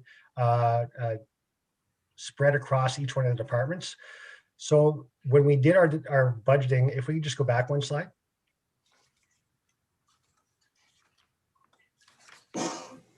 So part of the allocation, if we look at the finance and treasury, is we got grants and government transfers of 1.029.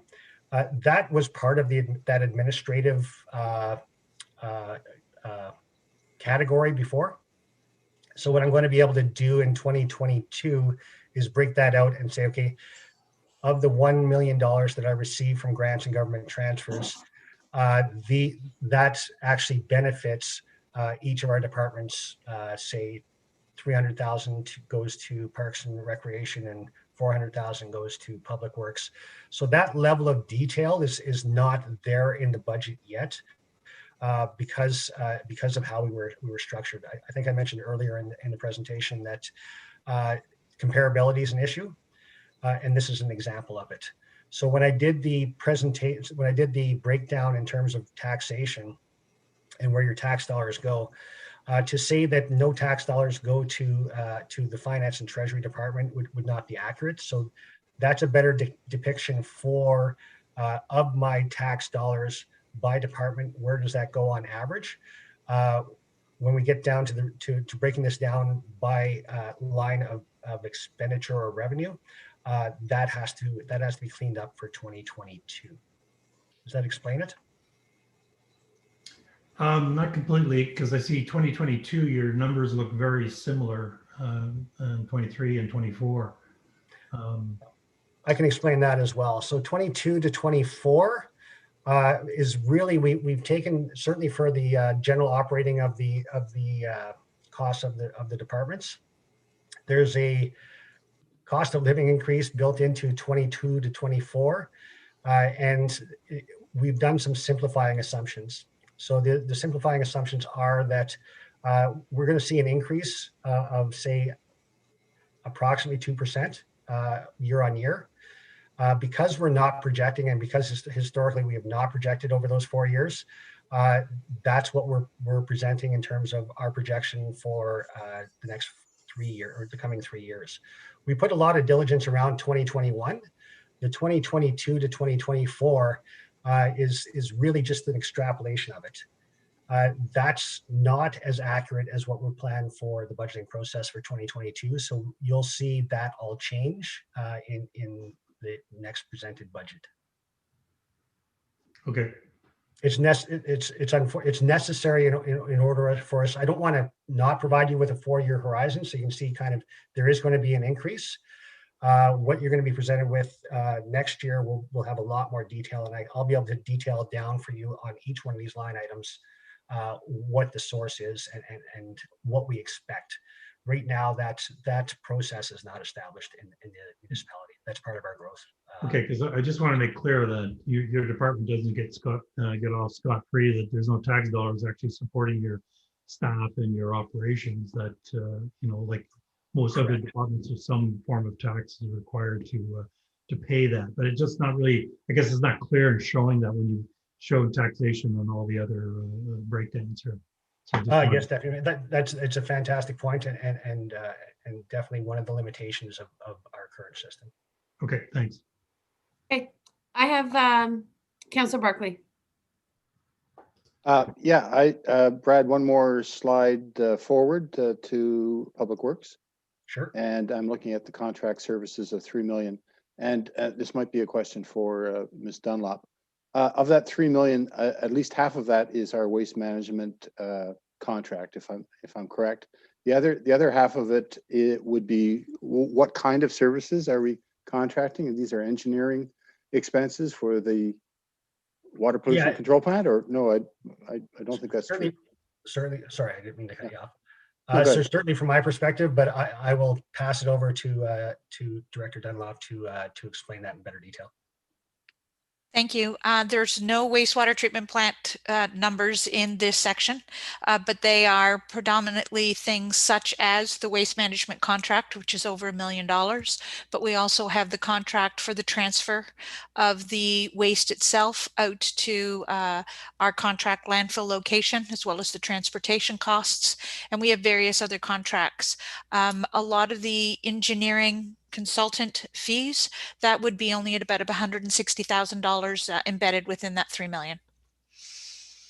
Okay. And so I understand still there's pressure on staff resources as far as overseeing or providing some supervision or oversight on these contracts. Is that correct? Because I know there's something not carried over from last year, and it's been put off to 2021. And I'm thinking about the Stormwater Management Master Plan. And I think it's something very important, but I understand that we don't have the resources to properly manage that contract. Is that not a third-party contract?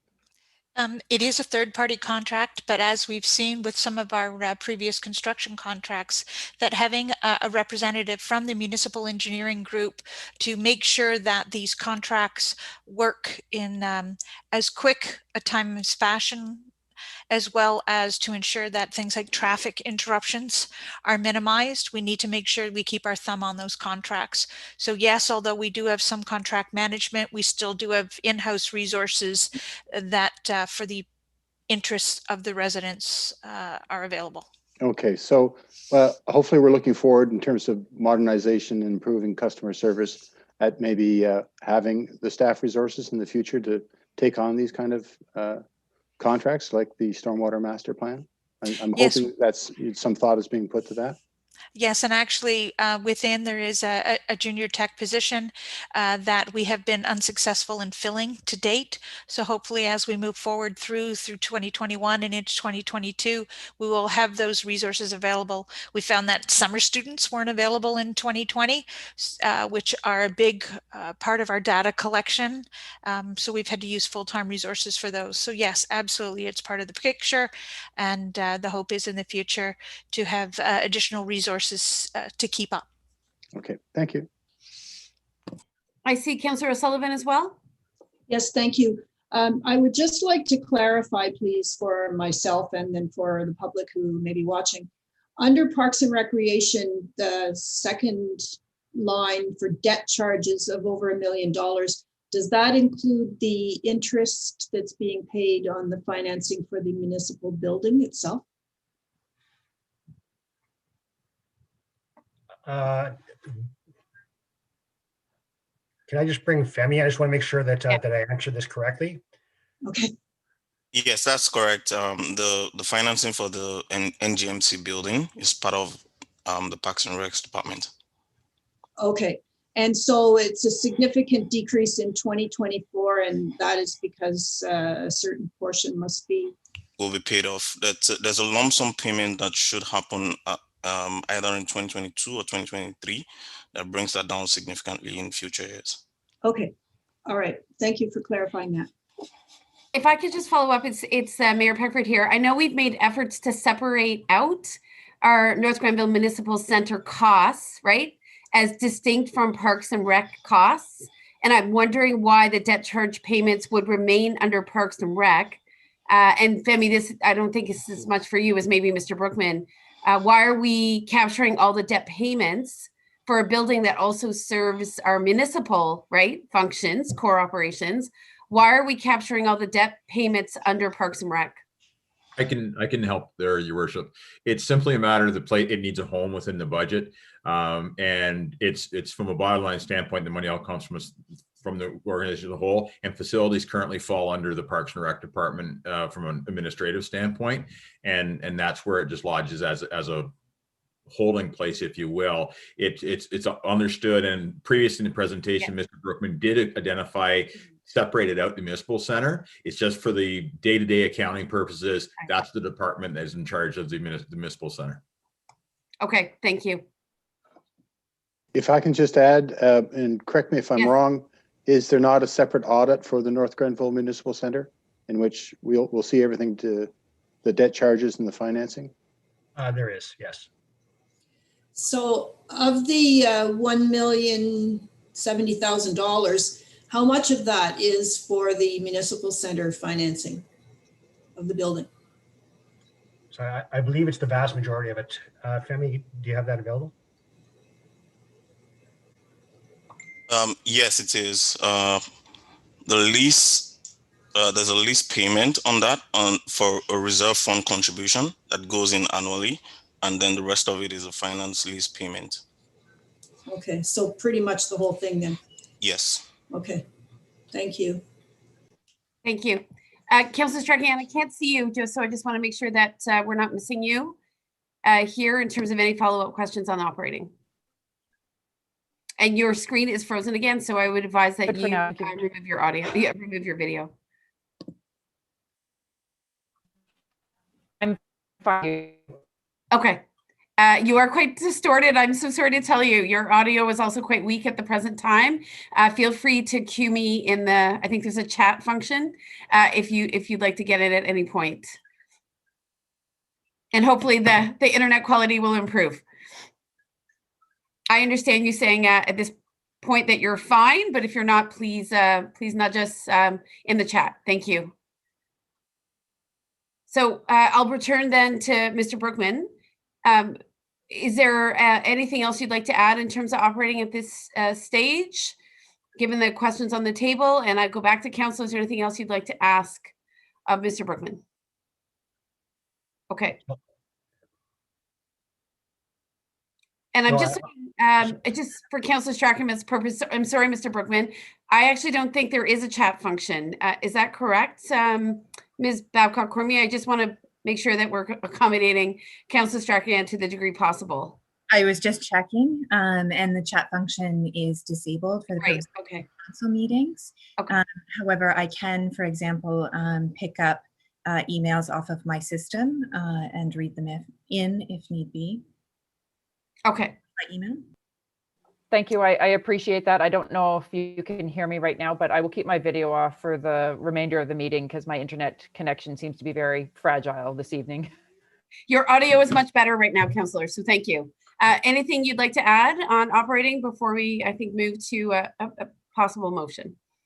No, the only comment that I have is regarding to the EPS side of things. It's one of those areas that there's no opportunity for grants, that it's pretty fixed to the taxation side of things. But I think that I don't have any specific questions about it or any comments about it. I just wanted to make that mention that piece.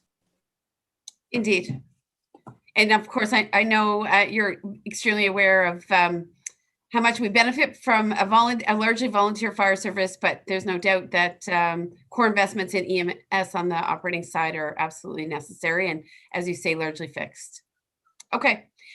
Just Councillor Strachan, Mr. Dyke is suggesting that you potentially may wish to use your phone, which may be easier from a streaming perspective in terms of the meeting this evening. My cell connection is only second to my internet connection, unfortunately. So I will do my best to. I defer to you this way. Okay, sounds good. Okay, okay, council colleagues, this has been a fulsome discussion on operating. I know we've seen bits and pieces of this presentation before this evening. So I would actually at this stage go to move the draft 2021 operating budget. I know the community requests are not part of operating, or are they? They are, Your Worship. And so if there are no questions on the operating budget, we talked the principal operating budget, I would respectfully suggest we go into discussion on community grant requests and then proceed. And then capital, right? Yeah. No, then proceed to the operating motion. Indeed, I appreciate that. Okay, thank you, of course. I am going to suggest it's been 2 hours. I actually think it's appropriate now that council and staff take a break, and then we'll tackle community requests and capital and move and hopefully adopt the motion around operating and then move to capital. Before I do that, with all of the directors and all of council at the table, I do want to extend heartfelt congratulations to Ms. Amy Martin, who was recently named just earlier today as the permanent director of planning. So thank you, Amy, certainly for stepping up, and congratulations. We're thrilled by again another leadership development in the municipality, and know that much of council and the senior management team is excited to continue working with you. I know you were acting and now you're permanently named. So congratulations. Okay, so we'll leave it there, and I would suggest a 10-minute break. I think council and staff should stretch their legs, get some coffee, and hopefully we can get through the next two conversations without having to hit our curfew, which I don't think anyone would like this evening. So 10 minutes. Take care and just mute and stop your video. Thank you.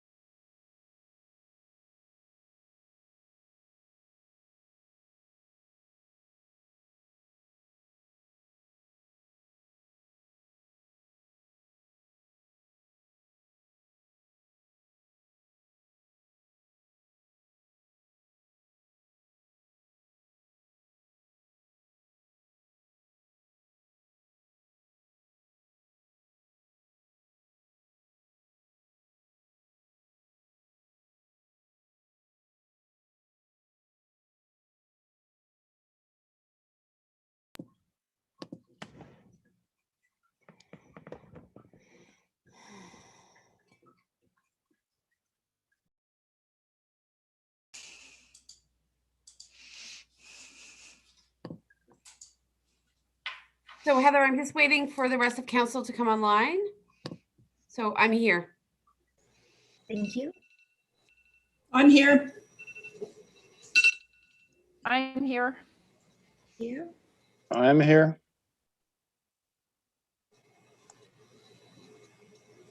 I'm just waiting for Deputy Mayor McManaman, Your Worship, who's there now.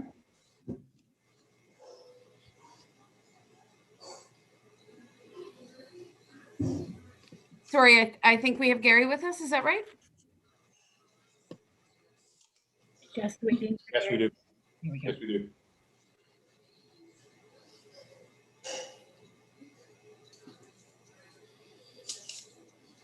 So with that in mind, then I think we're going to quickly go to the community community budget requests.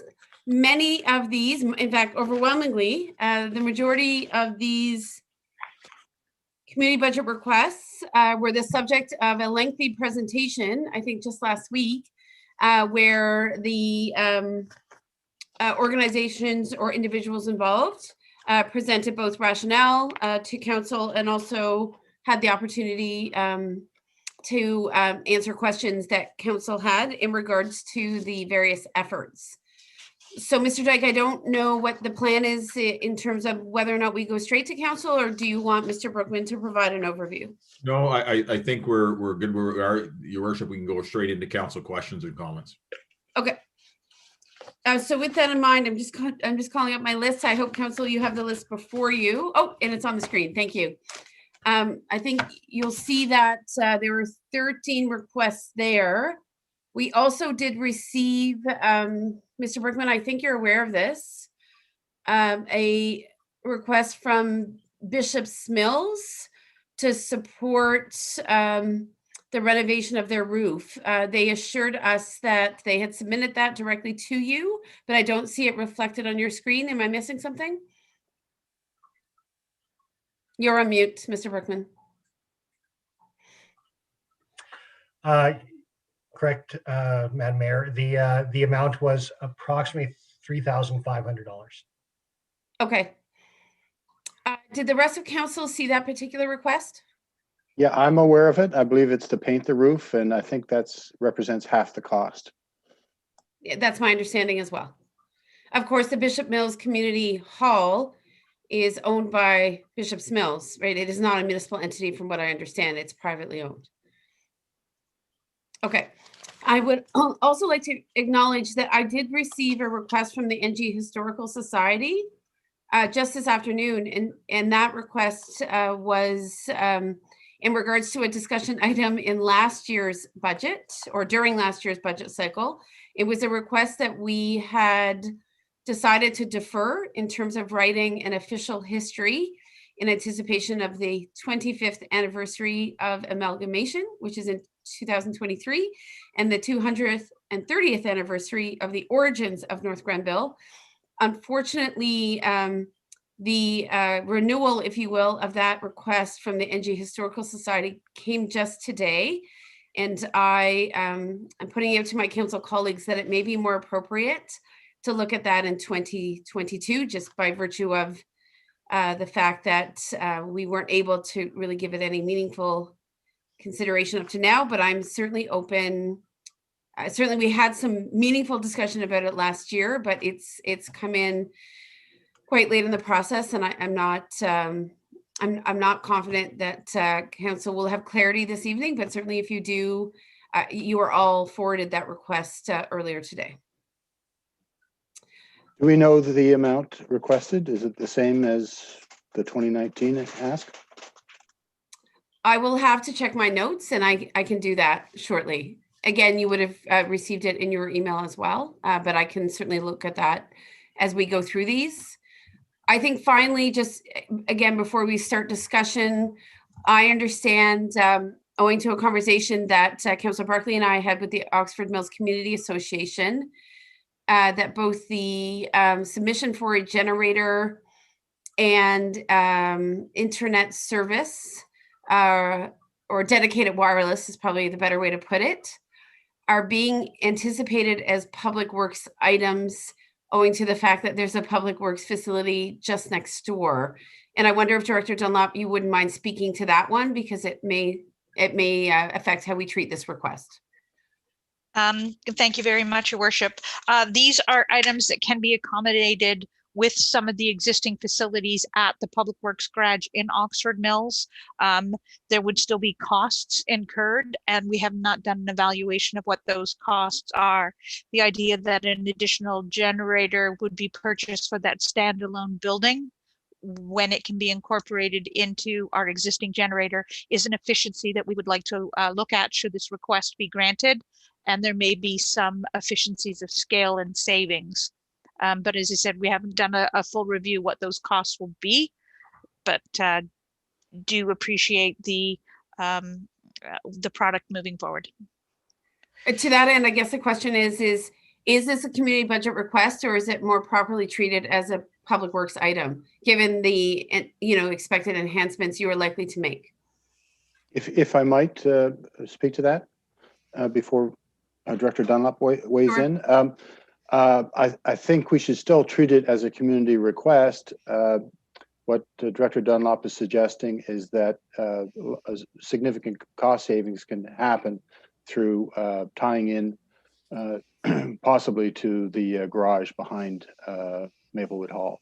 So I would still have a thumbs up, thumbs down as far as this line item goes, and whether Public Works can accommodate it cheaply or not. We'll see how they manage it. I guess I'm just questioning the value of the community budget request, because it's not obvious to me anymore that it's a $13,000 spend. Ms. Dunlop, can you speak further to this? I cannot speak to the dollar value that we would be able to complete the request in a modified manner. We would require electricians, some wiring.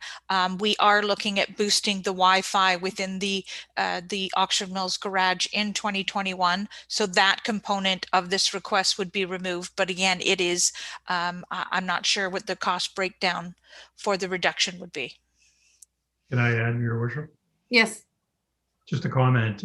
When I saw that and we had the presentation, the presenters did speak of the building being potentially a shelter during an ice storm, if electricity or whatever should go down, and maybe that was the use of the generator. I'm fine with the Wi-Fi. I think the Public Works may have a way around that, maybe save some costs. But for the generator, I think that's a bigger issue. That is this building going to be, does the emergency department under Chief Oakham, do they recognize this building in their emergency planning? And so I think it's also should be, if it's going to be considered emergency shelter of building of any kind, that's what was brought up in the presentation somewhat, that it should look under, we should be thinking broader, that this is maybe under the emergency planning, would this building be used? So, because otherwise, what's the point of the generator other than having the ability to put people in there during a situation whether there's power outage? Otherwise, that's really all I know. I just think it should be deferred until we get a better handle on whether this is an emergency or is this Public Works. I can speak to that if I might. So. Thanks for the question, Deputy Mayor, but when we brought the original request to a previous council, it was because with the school closure, Oxford on Rideau, Maplewood Hall was designated as the go-to place in case of emergency. It was previously Oxford on Rideau Elementary School had that designation, but it's worth checking with Chief Oakham, but it was precisely to use Maplewood Hall as a refuge should some emergency happen. Okay, yeah, that was my not really a question, more of a comment. Is it part of our emergency planning? Is that the go-to building? I don't know. Chief Oakham? Is Chief Oakham with us this evening, Mr. Dyke? Is this something that you can speak to at the present time? He should be here, Your Worship. Okay. Hi, Council. Yeah, so the Maplewood Maplewood Hall is a facility that's identified as a potential reception center in the event of an emergency in our community. So it is identified as that under our emergency response plan. So Chief, have you considered then having a generator or emergency backup for that building then if it's designated that way as so? No, we have not considered installing a generator. We know the capabilities of the facility, what resources it has, and what we can use it for. But from an emergency management perspective, there has been no identified reason to put in a generator. Could it be of use? Absolutely, but it hasn't been looked at that in that manner. Simply, the building's looked at with what its existing infrastructure offers. Thank you, Chief Holcomb. Your worship, if I may jump in maybe to help out a little bit, is that we can take this item and actually move it into an operational piece and then report back to council on where we're going with the costing thing, because the costing would probably be a little more effective going that route. Right. And I hear Councillor Barkley's point that he doesn't want to lose the request. But I myself am wondering if it is a public works item or an EMS item in some other way. So certainly council is welcome to endorse what is the intention behind the asks, but perhaps how we get there is to be determined, though it's certainly a priority. It's a priority for the Oxford Mills Community Association to see, the generator or some power backup or access to power backup at the hall, as well as enhanced Wi-Fi to increase usability when it comes to that community space. So that is number 13 on our list. I want to thank Councillor Stracher-Yan, who's just pulled up the information from the NG Historical Society. And I believe, Councillor Stracher-Yan, it is a 30K ask in order to flow seed money to the NG Historical Society to begin the efforts to write an official history. Have I captured that? I haven't had a chance to look at it. Yeah, yes, in a nutshell, if you can still hear me, that's what they're looking for, is that 30K of seed money would also be used to help attract additional funds.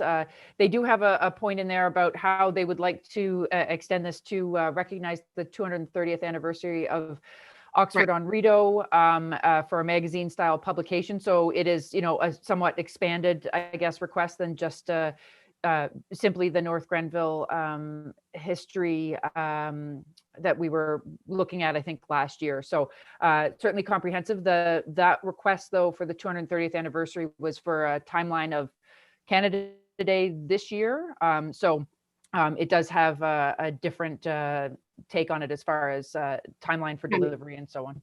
Okay, great. And it's great that your audio is back so we could hear you loud and clear. Okay. So council, it's again at our discretion whether or not the NG Historical Society request is to be considered this evening. Perhaps we can go through the other ones, and either we can do it one by one, or alternatively, I can just ask for any objections or concerns about the amounts requested. Again, I want to remind the public that we did have a fairly robust session with almost all of the submissions here, or representatives from the organizations who submitted these requests.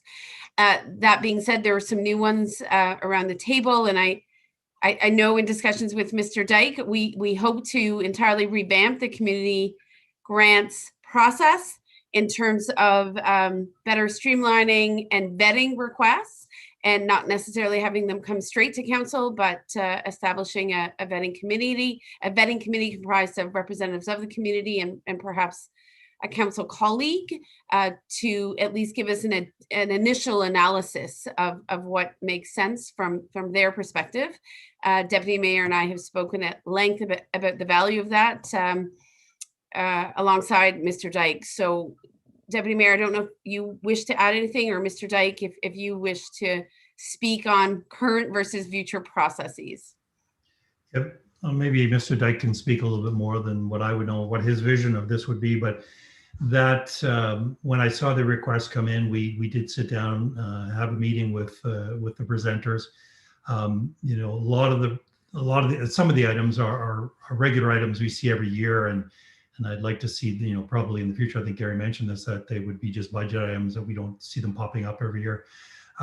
But on the same token, I'd like to, and I think Gary mentioned this, that, you know, we should be setting basically a budgeted amount, whatever those dollars are, 100,000, 50,000, whatever the number might be, and accept applications, very rigorous type of applications that would then go through a vetting committee, is my understanding.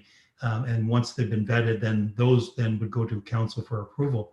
But just so everybody knows what the rules are when they're coming in, and they're just not taking a stab at it, I think it's fair that the public knows the process on both sides, the ones that are asking, and of course the taxpayers at the end of the day who end up paying. So, you know, so a clear process from our department or from our staff, which I believe is going to come this summer, is highly anticipated by me for sure, and I'm sure the rest of council. I'd like just to make one note in that in 2020, we did not have a community grants intake. And in our first year, council decided to raise the threshold from $1,000 to $1,500 dollar for dollar, and the total amount available, $10,000 to $15,000. So that money wasn't spent last year. So I would say we would look at these grant requests with that in mind. Yeah, it's a good point, Councillor Barclay. Thank you. Mr. Dyke, is there anything to add from your perspective at this stage? No, simply to put that Mr. Brookman will be bringing forward for council approval, a new format, a new program for the grant request program, and we're exploring options, as the Deputy Mayor mentioned, where it would be a set budgeted amount that would be accessed and reviewed through a rigorous process, not only on the requirements to ask for, but also on the reporting out requirements as to how the money is spent. Okay, great. Thank you. Okay, so perhaps the way to do this is to ask if anyone has concerns about any of the requests as articulated. I think the challenge with some of this is that we don't always see what the total amount of a particular initiative or effort is. For example, Kemptville Youth Center, the very modest $600 that's being requested is a very small portion of what the youth center spends annually on maintaining its buildings and programs. So this very modest requested investment doesn't constitute a large part of their budget, but we are very happy to certainly, I think, see the request come forward. Whereas in other cases, it's not entirely clear if we're supporting all of a particular effort or initiative or just part of it. That being said, I would like to hear from council on whether or not there are any concerns with the list as presented in its current form, and we'll go from there. It's Doreen speaking. I don't know whether you want to go through them one by one and have a discussion about them all, or pull out things that people aren't totally or have concerns about or questions about, because there's a lot of good things and benefits for all kinds of people in the community here. I do have some concerns about the feasibility of some of these given the year that we have. So I don't know if you want to speak to each one individually, or you want to. Okay, well, let's just go request by request, and that way everyone gets an opportunity if there's a concern. So Kemptville Youth Center, if that makes sense, Councillor Sullivan? Yeah, that's good. Yep. Okay. So Kemptville Youth Center, obviously Barb Tobin has been the liaison on this file, and it's to replace flooring to foam tiles. Obviously Youth Center has adapted during COVID times like many other organizations. Any problems or concerns with this request? No problem or concern, but I know there was a discussion of granting them the municipal portion of the property tax. Yeah. And given that this is probably the only venue that we can support the youth center or have traditionally, I wondered if we could take a look at that for possibly next year. I'm not sure what the municipal portion of their current tax, property tax is, but they own the building, and it just doesn't make sense to me for them to pay property tax.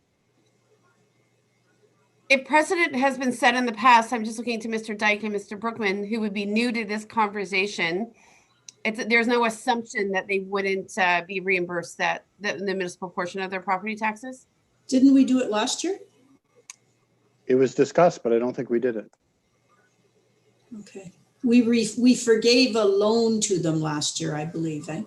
We forgave them, yeah, the, Year's worth or something? well, it was year 10, so we forgave them. Every year we would forgive them 1/10 of their mortgage down payment, I believe. And we were in year 9, so we said, we'll forgive you 9 and 10 in the same. Your worship, Yes. Your worship, if I might, can you still hear me? I lost Yeah. my screen. Okay, I've lost my screen, but in the interest of moving forward with this portion of the budget, we can look at the aspect of the forgiveness or the granting of the property tax as a separate item, and council can just deal with the community, what was been asked for, and we'll have the information provided to council. Understand and accept. I just want to get that on the table. That's all. I think council may wish to provide that direction, Mr. Dyke, so we just don't want to lose that opportunity. No, it won't be lost. Okay. Okay. Any other concerns around Kentville Youth Center or comments? Seeing none, I'm going to move on. Beth Donovan Hospice, of course, they presented and elaborated on last year's investment to support their expanded counseling service, and they've come to us again for a slightly higher amount in $300, so it's $15,300. Council colleagues, any concerns or questions on this over and above what we've discussed? They put a 2% increase on it. That's probably normal. This is one of those items that I mentioned earlier that I think just either we decide it becomes a budget item and it's just put on every year, or do they keep coming back to ask us every year? I don't know. It just doesn't seem like the right one. Same thing with the Kentville District Home Support, which I think they changed the name, but for their 12.5 annual ask, just keep asking. We've talked about this before, that these, maybe these are our social services to become a line item on the budget, and it's just done. Anyways, just my thoughts. I agree with that.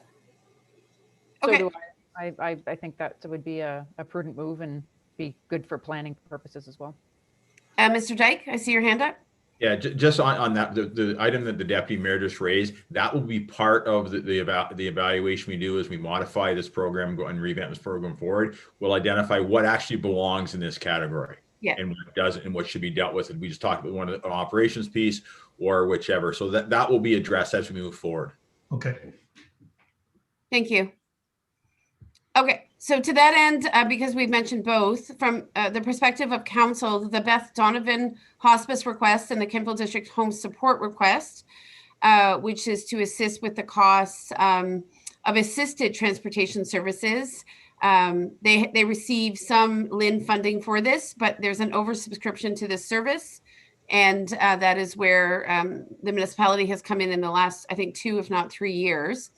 Are there any concerns on either of these requests at the present time? None. I would just add Canada Day to that if I could. Yeah, yeah. Okay. Absolutely. That is also, I think, a standing item for the second, if not third year. Okay. So then we'll return to the yoga festival. As you'll recall, their representative, Julie O'Grady, made a presentation in regards to an event app, wireless mic, sound system, etc., to support the inaugural offering of this festival. To Councillor O'Sullivan's point, I don't know what the viability is for a summer or even fall festival. Well, my concern is, and given the news tonight about vaccines and COVID, I really don't think that any large gatherings are going to be advisable this year at all. And so I'm thinking that that may not be an event that we could go forward with. And if we can do a virtual Canada Day as was done this year, and I mean, I'm not so sure that Meet Me on Main Street would be able to happen either, because again, that needs to be kind of face to face. But I don't think that that's one that could really even happen this year. And anyway, that's my thought on that. Okay, I see Mr. Dyke and Councillor Strachan, so I'm going to go to them. I do just want to remind council, I think there was a virtual, right, there was a virtual option to this particular event, so I just think we want to incorporate that into our thinking. I'll go to Mr. Dyke and then Councillor Strachan. I just forgot to lower my hand, Your Worship. Okay, Councillor Strachan. Thank you, Mayor Peckford. I was going to mention the virtual aspect of it. You know, I look at some of these. I look at the Busker Fest. It's another one of those ones where you'd expect to be gathering in, you know, more public space and so on. I think the way I look at the Yoga Festival or the Busker Fest is that I would like to see support for them, even if it winds up not being possible, because I think that there's a great opportunity there. And you know, fingers crossed that we can actually gather in large groups like that sometime in the near future. That would be fantastic, and I wouldn't want to miss that opportunity. So I'm willing to say that I would take the risk of supporting it, and if it doesn't work out, then it's money that doesn't get spent, but the opportunity is presented. And further to that, for the Yoga Festival, it's something different for this community. I think it would, you know, maybe be attractive for people who may not normally participate in some of the other events in town. So it would, I think, would be good for another portion of our resident population. Okay, so I see Councillor Barkley. Go ahead. Yeah, I don't know if we should be making a decision on where we're going to be in the fall or the spring re-COVID. If it has to be postponed or canceled due to COVID, then that's what will happen, and the funds won't get expended. So I would like to see both the Yoga Festival and the Busker Fest supported by this council, in the hopes that they're able to take place maybe later in the year.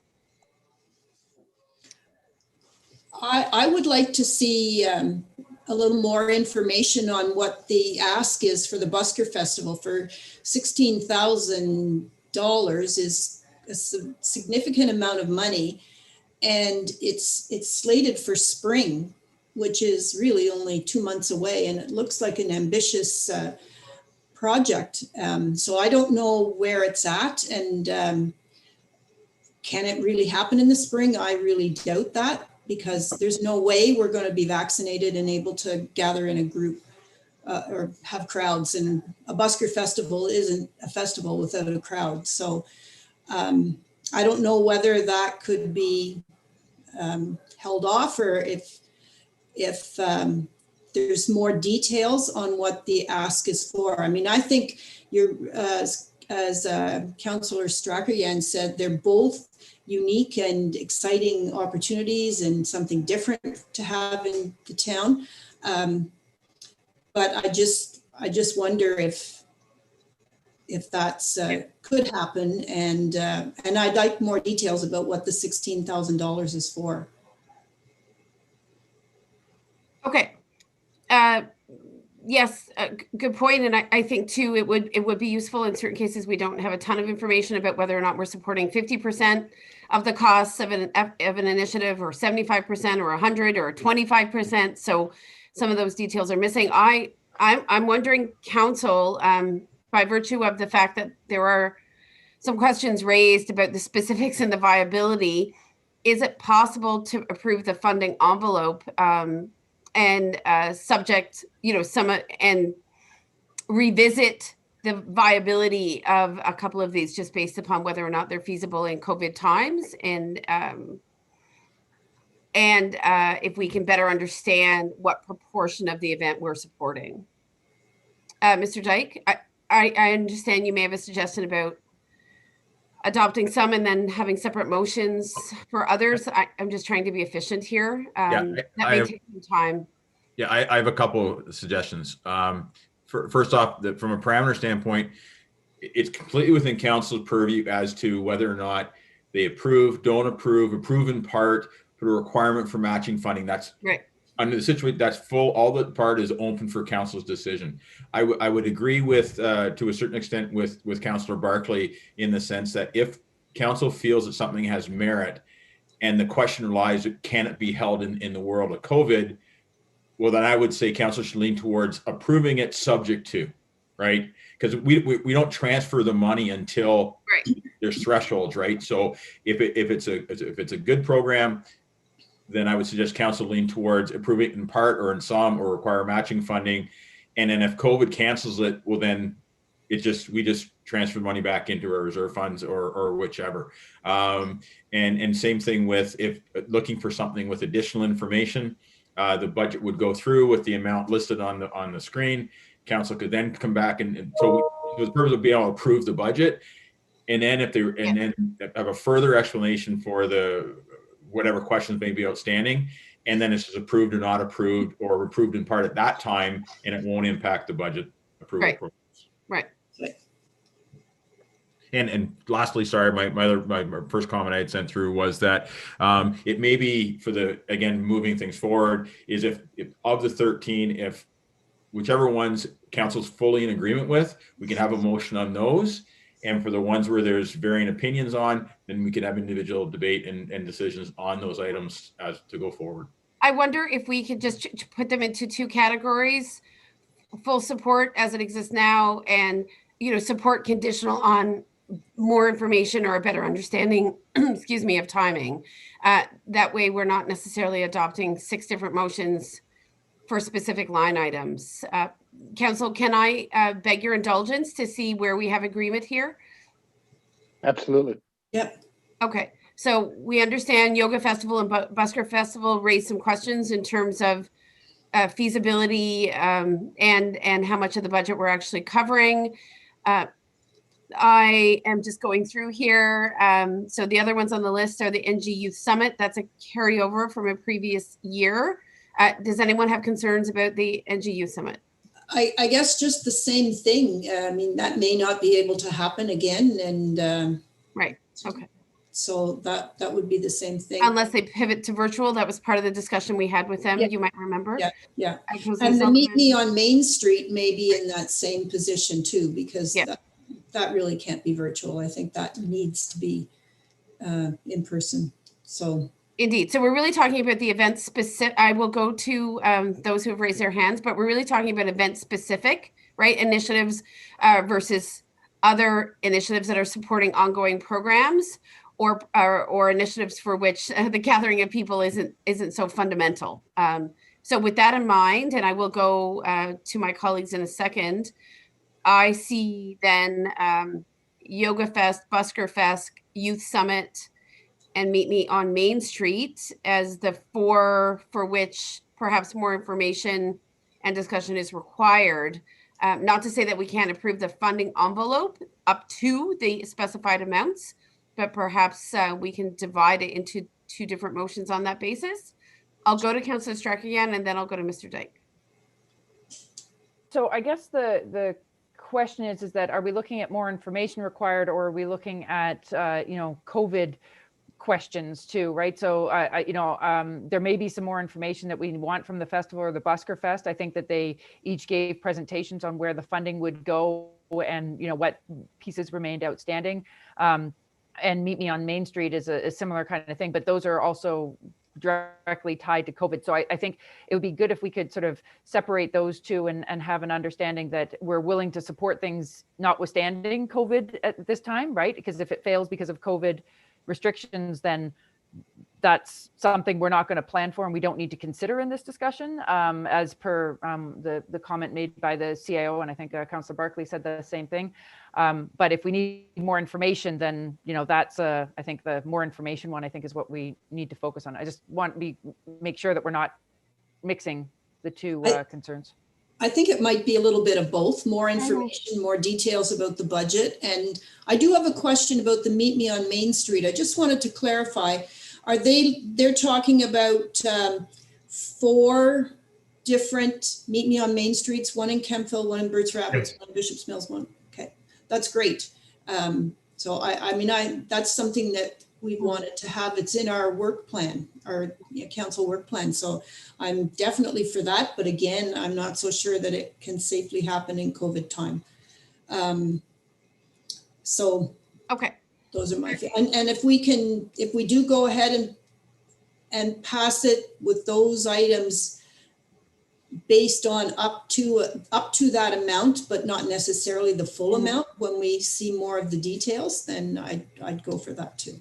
Well, I'm wondering if maybe the items for which more clarity or more specificity is required. I look at the event app. The event app is, I think, somewhat contingent on an in-person event where the vision was to capitalize on North Grenville as a tourism destination and point people to many other possibilities. I don't know how applicable the event app is to a virtual event.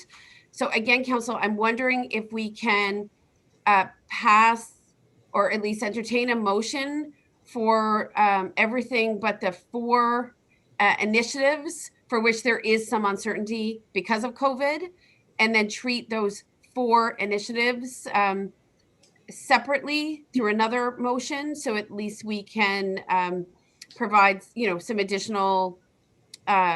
additional engagement, right? To be confident that what we've approved makes sense given the year we're having. Mr. Dyke? Just to clarify again, item 13, we're gonna roll into the operating budget and doesn't need to be considered as part of this proposal. Okay. I think though you understand that council wants it fully reflected that we support the effort. That was an important piece. That that the effort not get lost. Our commitment is not lost. I can guarantee you it will not get lost. Okay. I'd be happy to make that motion as long as we included Bishop's Mills. Yeah. Yes, thank you. Yes, thank you. And I guess, yes, I appreciate that. Thank you very much.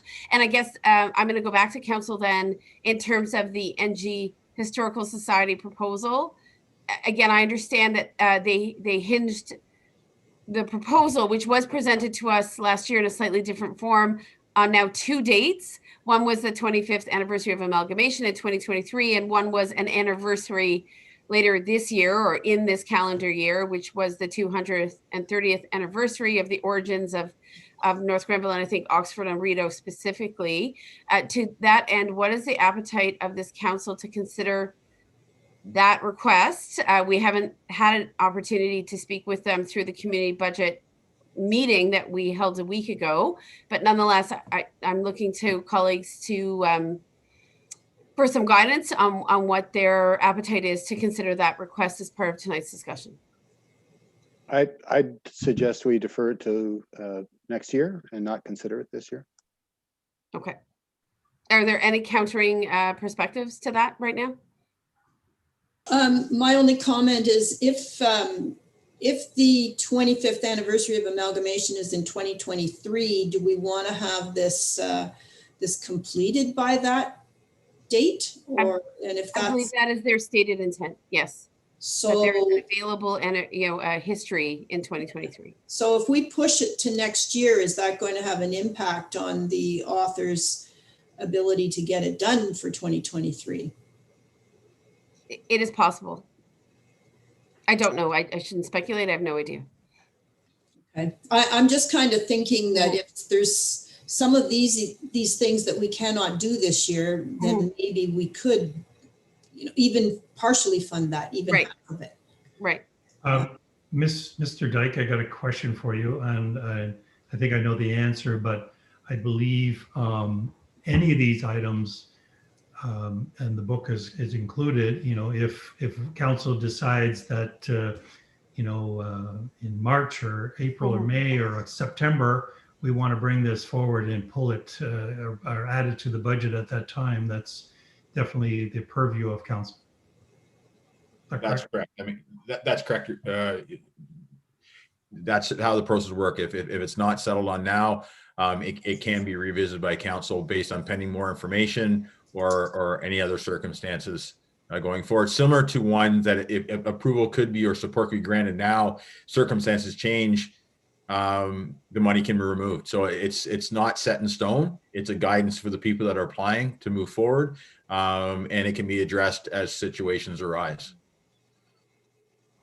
Well, perhaps, I mean, Mr. Dyke, we understand the budget is rather fixed, however. So if council were to, for example, hear specifically from the Historical Society outside of the parameters of this meeting, how would that budget request be funded if it was the appetite of council? It would just be introduced through a motion to council at a subsequent meeting that they're supporting Project X for X number of dollars. apply the same parameters as what the community grants are moving forward on reporting and things of that nature. So it's be a simple motion to council. Is it a budget amendment? Not, it wouldn't require one at that scale, Okay. Your Worship. Okay. So Councillor Sullivan, I hear what you're saying. Either we could treat a portion, we could certainly subject, right? We could include for consideration this evening 50% of what they've asked for, if that is the appetite of council, subject to further discussion. That's one way to go about it. Councillor Strakoyan? I think one of the advantages to having these conversations with applicants for community grants is that they're given the opportunity to explain some things, and the capturing the history of North Grenville and so on, I think was something that we were talking about, and we had a fulsome discussion on last year, and we were anticipating receiving a request from them during this process, and for whatever reason it hadn't happened until very late in this process. One of the parts that has been added to this request is the, free magazine style publication for the 230th anniversary. So, I appreciate what the effort is to recognize that, but I think it's, sort of a bit of an expansion beyond what we had originally foreseen. And I would have questions about what the intent is behind that as well. And, just to have more information as a whole, is there a reliance on our funding in order for that to proceed, or is the NG Times willing to, have they fully budgeted for that effort? So I think I don't oppose the idea. I just I do have some additional questions. So if partial funding makes sense at this point in order to get things going, so that we don't miss the timeline of in 2023, right? We don't make it too late. Then I'm comfortable with that, but I would like to have the opportunity to ask them some more questions as well. So maybe it's in that category of subject to more discussion, right? Just by virtue of viability, COVID, et cetera. But in this case, less about those things and more about just the logistics, given that they haven't been able to come forward up to now. So, Gary, Mr. Dyke, have you raised your hand again, or is it just up? Oh, I've raised it again, Your Worship. Okay, go ahead. And I do apologize for jumping in as many times, but I think and this may give council some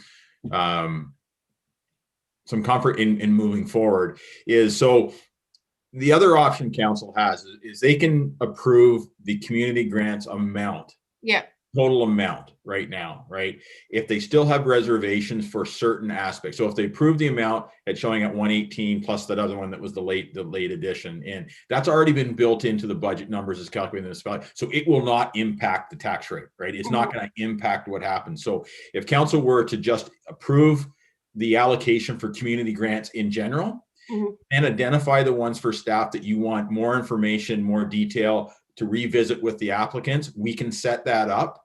And then we just make a budget adjustment based on things that are approved, things aren't approved at the year end reconciliation of the budget. So it allows you a little more flexibility in decision making tonight, because it sounds like there's a number of good programs here that still have some questions for council that allows us to move forward with the budget, but also still go back and demonstrate some rigor with the applicants as to what they're asking for.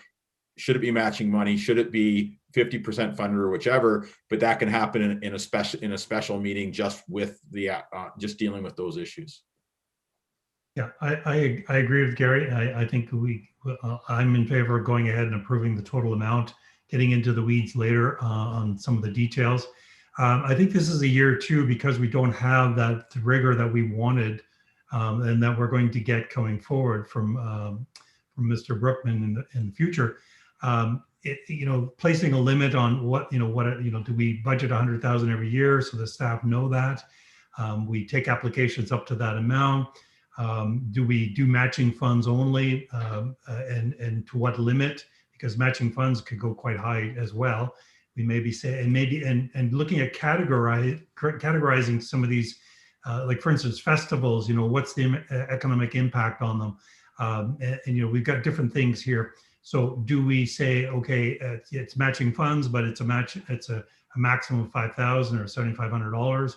to make it simple and understanding to people and fair across the board to the taxpayer as well as the people who are looking for support. I'm totally in favor of supporting some of these festivals. I know as a volunteer myself from many, many things, a lot of times you do need this extra little push or help. But I think most of the groups here that I can see, not all, but I would suspect most of them are contributing quite a bit of their own effort and finances as well. So anyways, so I would agree with Gary. That's just my point of view, but that we go ahead and approve. There's quite a few items here, like I said, are budget items, that 47,000 thereabouts are really to me are budget items. The, the rink, I guess that 7,500, I thought that was already a budget for Public Works. But anyways, those are just my thoughts, and I'm okay to move ahead.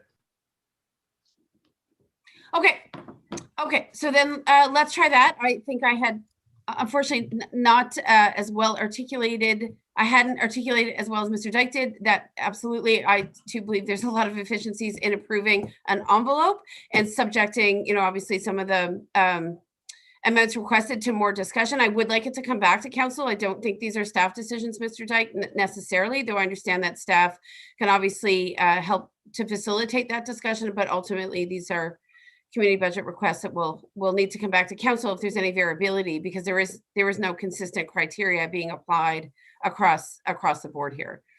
Absolutely, your worship. Staff is more than welcome, more than happy to transfer all the approval authority on these to council. Okay, so to that end, if we want to entertain the NG Historical Society proposal subject to more discussion, and maybe that's the way the draft motion is worded, as well as add the Bishop's Mills roof for their community hall, which is 50% of the cost, and minus, as I understand it from Mr. Dyke, the Oxford Mills Community Association infrastructure requests, then our budget envelope is closer to, I think, 140 for this particular grants program. Can I have a motion and a seconder to approve a community grants budget envelope of up to $140,000? Is that how we want to do this? Pending further discussion. Pending further discussion. Yeah, I'll move that. Okay. I don't know if you heard me. I said I'd second it. Okay. Ms. Babcock Cormier, I'm assuming you're capturing who's motioning and seconding? I am. Okay, thank you. Do we want to specify, colleagues, those efforts for which further discussion is required? Because in my mind, it's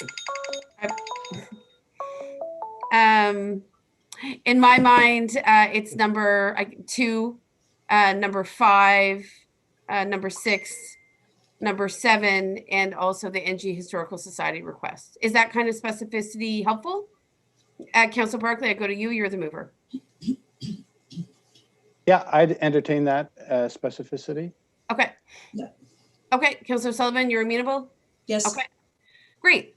So then, and I would like to note that, as you said, Councillor Barclay, we did not utilize the community grants envelope last year. So perhaps the additional money we're spending this year is in recognition of what we didn't spend last year. I've got a mover and a seconder, and I'll entertain comment from Councillor Strachan.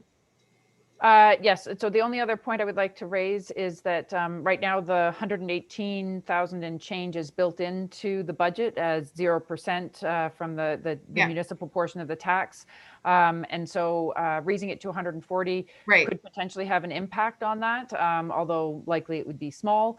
And I think that should bear some weight in our decision making as well. Absolutely. Thank you for bringing that to our attention. I'll go to Mr. Dyke. Yeah, so actually, we've actually, in the capital budget, we've built $125,000 into the community grant portion of it. So it's actually a $15,000 variance that will have no impact on the 0% increase. I appreciate that. Thank you, Mr. Dyke. Yeah, great question, Councillor Strachan. Okay, so there's a mover and a seconder. We did quick math on 2 additional requests. And that math right now is $140,000. I'm going to call the question unless there are other comments here. The only comment I make, and kind of just repeating myself, I guess, is that yes, I'm willing to go ahead and approve this with a little bit more scrutiny, of course. Yeah. And of course, the staff stepping up, giving us a rigorous program to go forward, just to be fair for the public and for the taxpayer, so that everybody knows exactly what the rules are for the game. So anyways, Agreed. I'm in favor. And I think that should be minuted, Ms. Babcock-Cormier, so that, those comments are clearly reflected in how we plan to move forward. I've captured those in the minutes, Your Worship. Okay.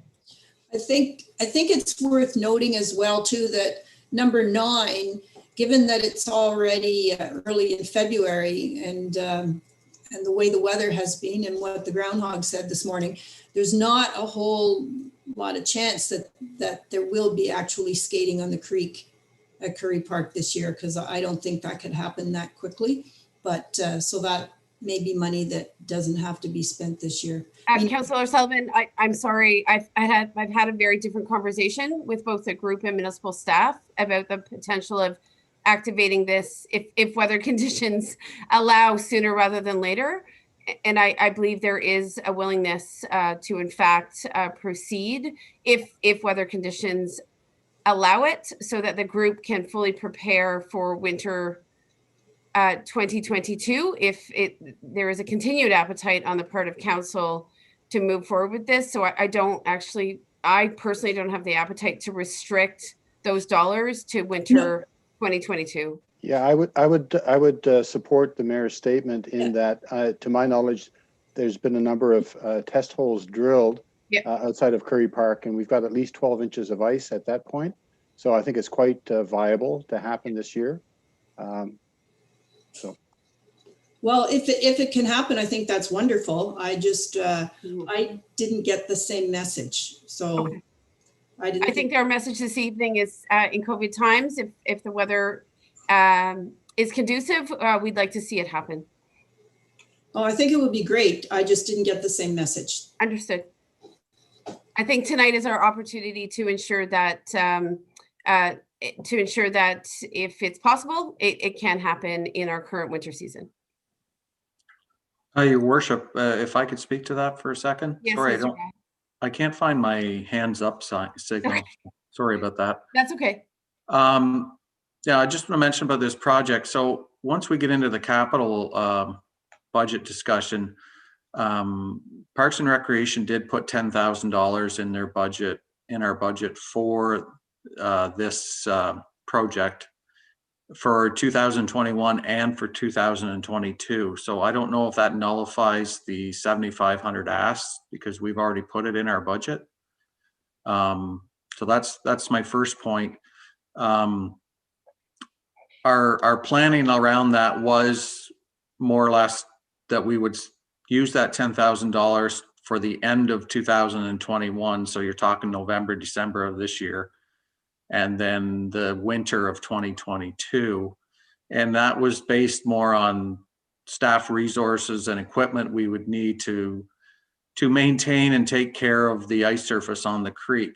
That's not to say that we couldn't try and make it work for this winter, but our initial thought was that we needed to do a little more planning around getting this up and running, just from a health and safety point of view, lighting, and more or less we're going to need staff there on a continually basis to maintain the rink and supervise the ice surface.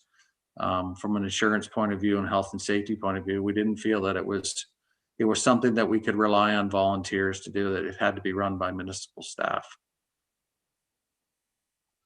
I think the proposal of $7,500 includes $3,000 for what I understand a contract position at $18 an hour to be there to supervise the volunteers, of which I'm sure there's many who would volunteer. So and as far as equipment goes, I think for this season, we're looking at renting some equipment. So it might help you decide what equipment you need at the end of the year for subsequent years. So I would like to see this go forward. So I think the 7,500 is obviously above and beyond what Mark has in the budget already at 10,000 at the end of this year and 10,000 in 22. So, okay. I think, Mr. Guy, it is council's desire to see this project off the ground this winter. in the current season we're in, given the very limited options people have in the community when it comes to the restrictions that everyone's feeling around COVID. Your worship, with council's approval on this project, we'll endeavor to make sure that we get them and going as soon as we can to realize as much of the skating season as we can. Thank you. Okay, so we have a motion on the table still, and I am going to look for final comments. Seeing none, with the specificity articulated that was part of the motion, Ms. Babcock-Cormier, I will call the question and appreciate everyone's comments. I think we all look forward to a more streamlined process for next year that will enable us to perhaps have a slightly easier conversation than the one we're having this year. But I want to thank all groups in the community for coming forward as they have and being innovative and creative and fiscally prudent in terms of wanting to see certain things off the ground and doing it in ways that are efficient and important for the quality of life of so many of our residents. So I'll call the question. All in favor? Before you go there, Oh, please go ahead. Just a quick comment. I mean, we're looking at 120, 150,000 or whatever. And I think through the program that we're talking about going forward, I think for the taxpayers, we could look at, potential economic development, a measurement of this. Yeah. This is, we have a $20+ million budget, and we're talking about 100, 150 grand, which is what, 0.5% of our entire budget, or 0.75% of our entire budget. So what do we get out of that is probably the question at the end of the day. And I think if you look at some of these items, we get a lot out of these. Even just the social services that we're looking at, we get a lot of bang for our buck with the transportation and what the hospice is doing in our community. We get a lot in return. So I think I just wanted to make that point that being less than 1% of our entire budget, it does add. I think it adds up to quite a bit of goodwill and good value to our community. And I think there's no question that quality of life considerations that are advanced through some of the incredibly dedicated work of these organizations, the quality of life is improved. So I hear you, Deputy Mayor. Very, very well said. Thank you very much for bringing that to the table at this juncture. I'll appeal to council. Anything else to add as we conclude this discussion? Seeing none, I'll call the question. All in favor? Okay.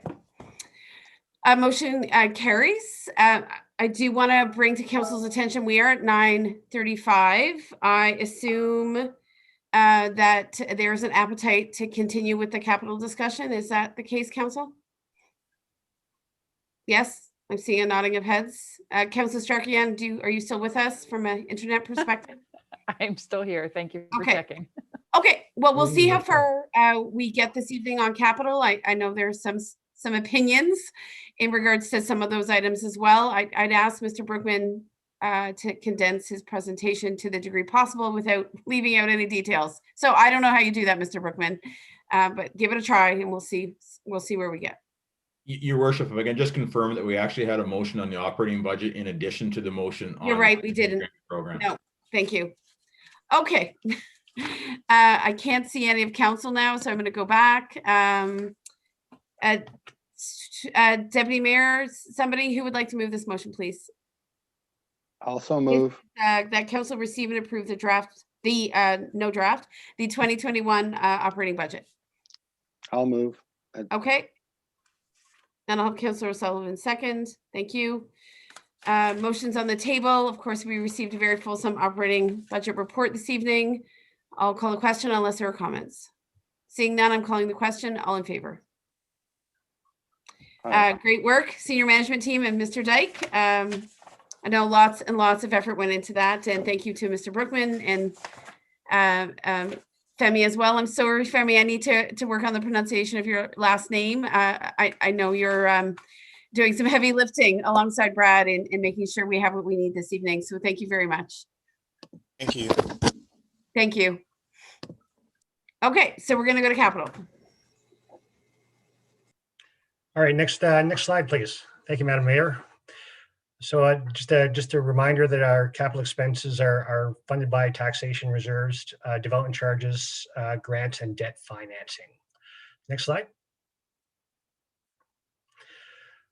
In aggregate, we're spending $10 million, or we're proposing $10 million of spend in capital projects for 2021. Public Works is the majority of that expenditure, of course, related to County Road 43. Parks and Rec is a distant second at 1.1 million. The North Grenville Municipal Center building is 819,000. The majority of that is lighting. EPS is 600,000, and that's for a water tanker. The vast majority of that is for a water tanker. And then there's some other small capital projects that are outlined in this presentation. The project categories, as shown in the graph, are the majority of our spend is on roads. We have $2.8 million of carryover projects that came from 2020 that need to be moved forward in 2021. Parkland rehab is 750,000. We have to keep up and maintain our fleet and equipment, so that's another 650,000. Building betterment is 502,000, and then some other small capital projects are what make up the total. Next slide. Capital funding comes from five sources, of which we are using 4. We have current year taxation is 43% of the funding. 30% is part of our planning, so we're gonna pull just over $3 million out of reserves. Development charges are required to be kept aside for growth and development. That is kept separate on our balance sheet, and we're pulling $2.1 million out of development charges for capital funding. And for this year, there's no need to reach into external debt, as we have the sufficient funds to fund our capital projects, totaling $10 million. Next slide. Could I jump in here? Sure. Sorry, I apologize, Mr. Brookman, and congratulations on your first budget. I hope you have some new shoes on, or whatever the tradition is. But if you go back to, I think this is where I want to ask my reserve question, healthy reserves versus adequate reserves. If you go back to the previous slide with the pie chart, there we go. Okay, so reserves 30%. Is it possible to maintain a 0% property tax increase while increasing the amount of funds available in 2021 to further our modernization or capital improvements? And we see 30% is the funding of capital costs. So I just want to frame our discussion about capital spending with this idea that it might be possible to maintain a 0% tax increase while increasing our spending, our capital spend. Is it possible? I know you may not advise it, but this is council's budget now. You're in the process of handing it over to the council, and I just respect your professionalism and your expertise to the nth degree, but I'm just wondering if it's possible. So it is possible. The fact that we're not taking on any external debt is an indication that we've not depleted the reserves to a point where we would need to go to external funding through other sources such as debt. It's not advisable. What we've proposed in the budget is $2 million of reserve funding. And that is a conservative amount. There's certainly some wiggle room in there, but we are resetting expectations in 2021. We have some catch up to do on 2020 because we've deferred a lot of capital projects. We need to catch up on those.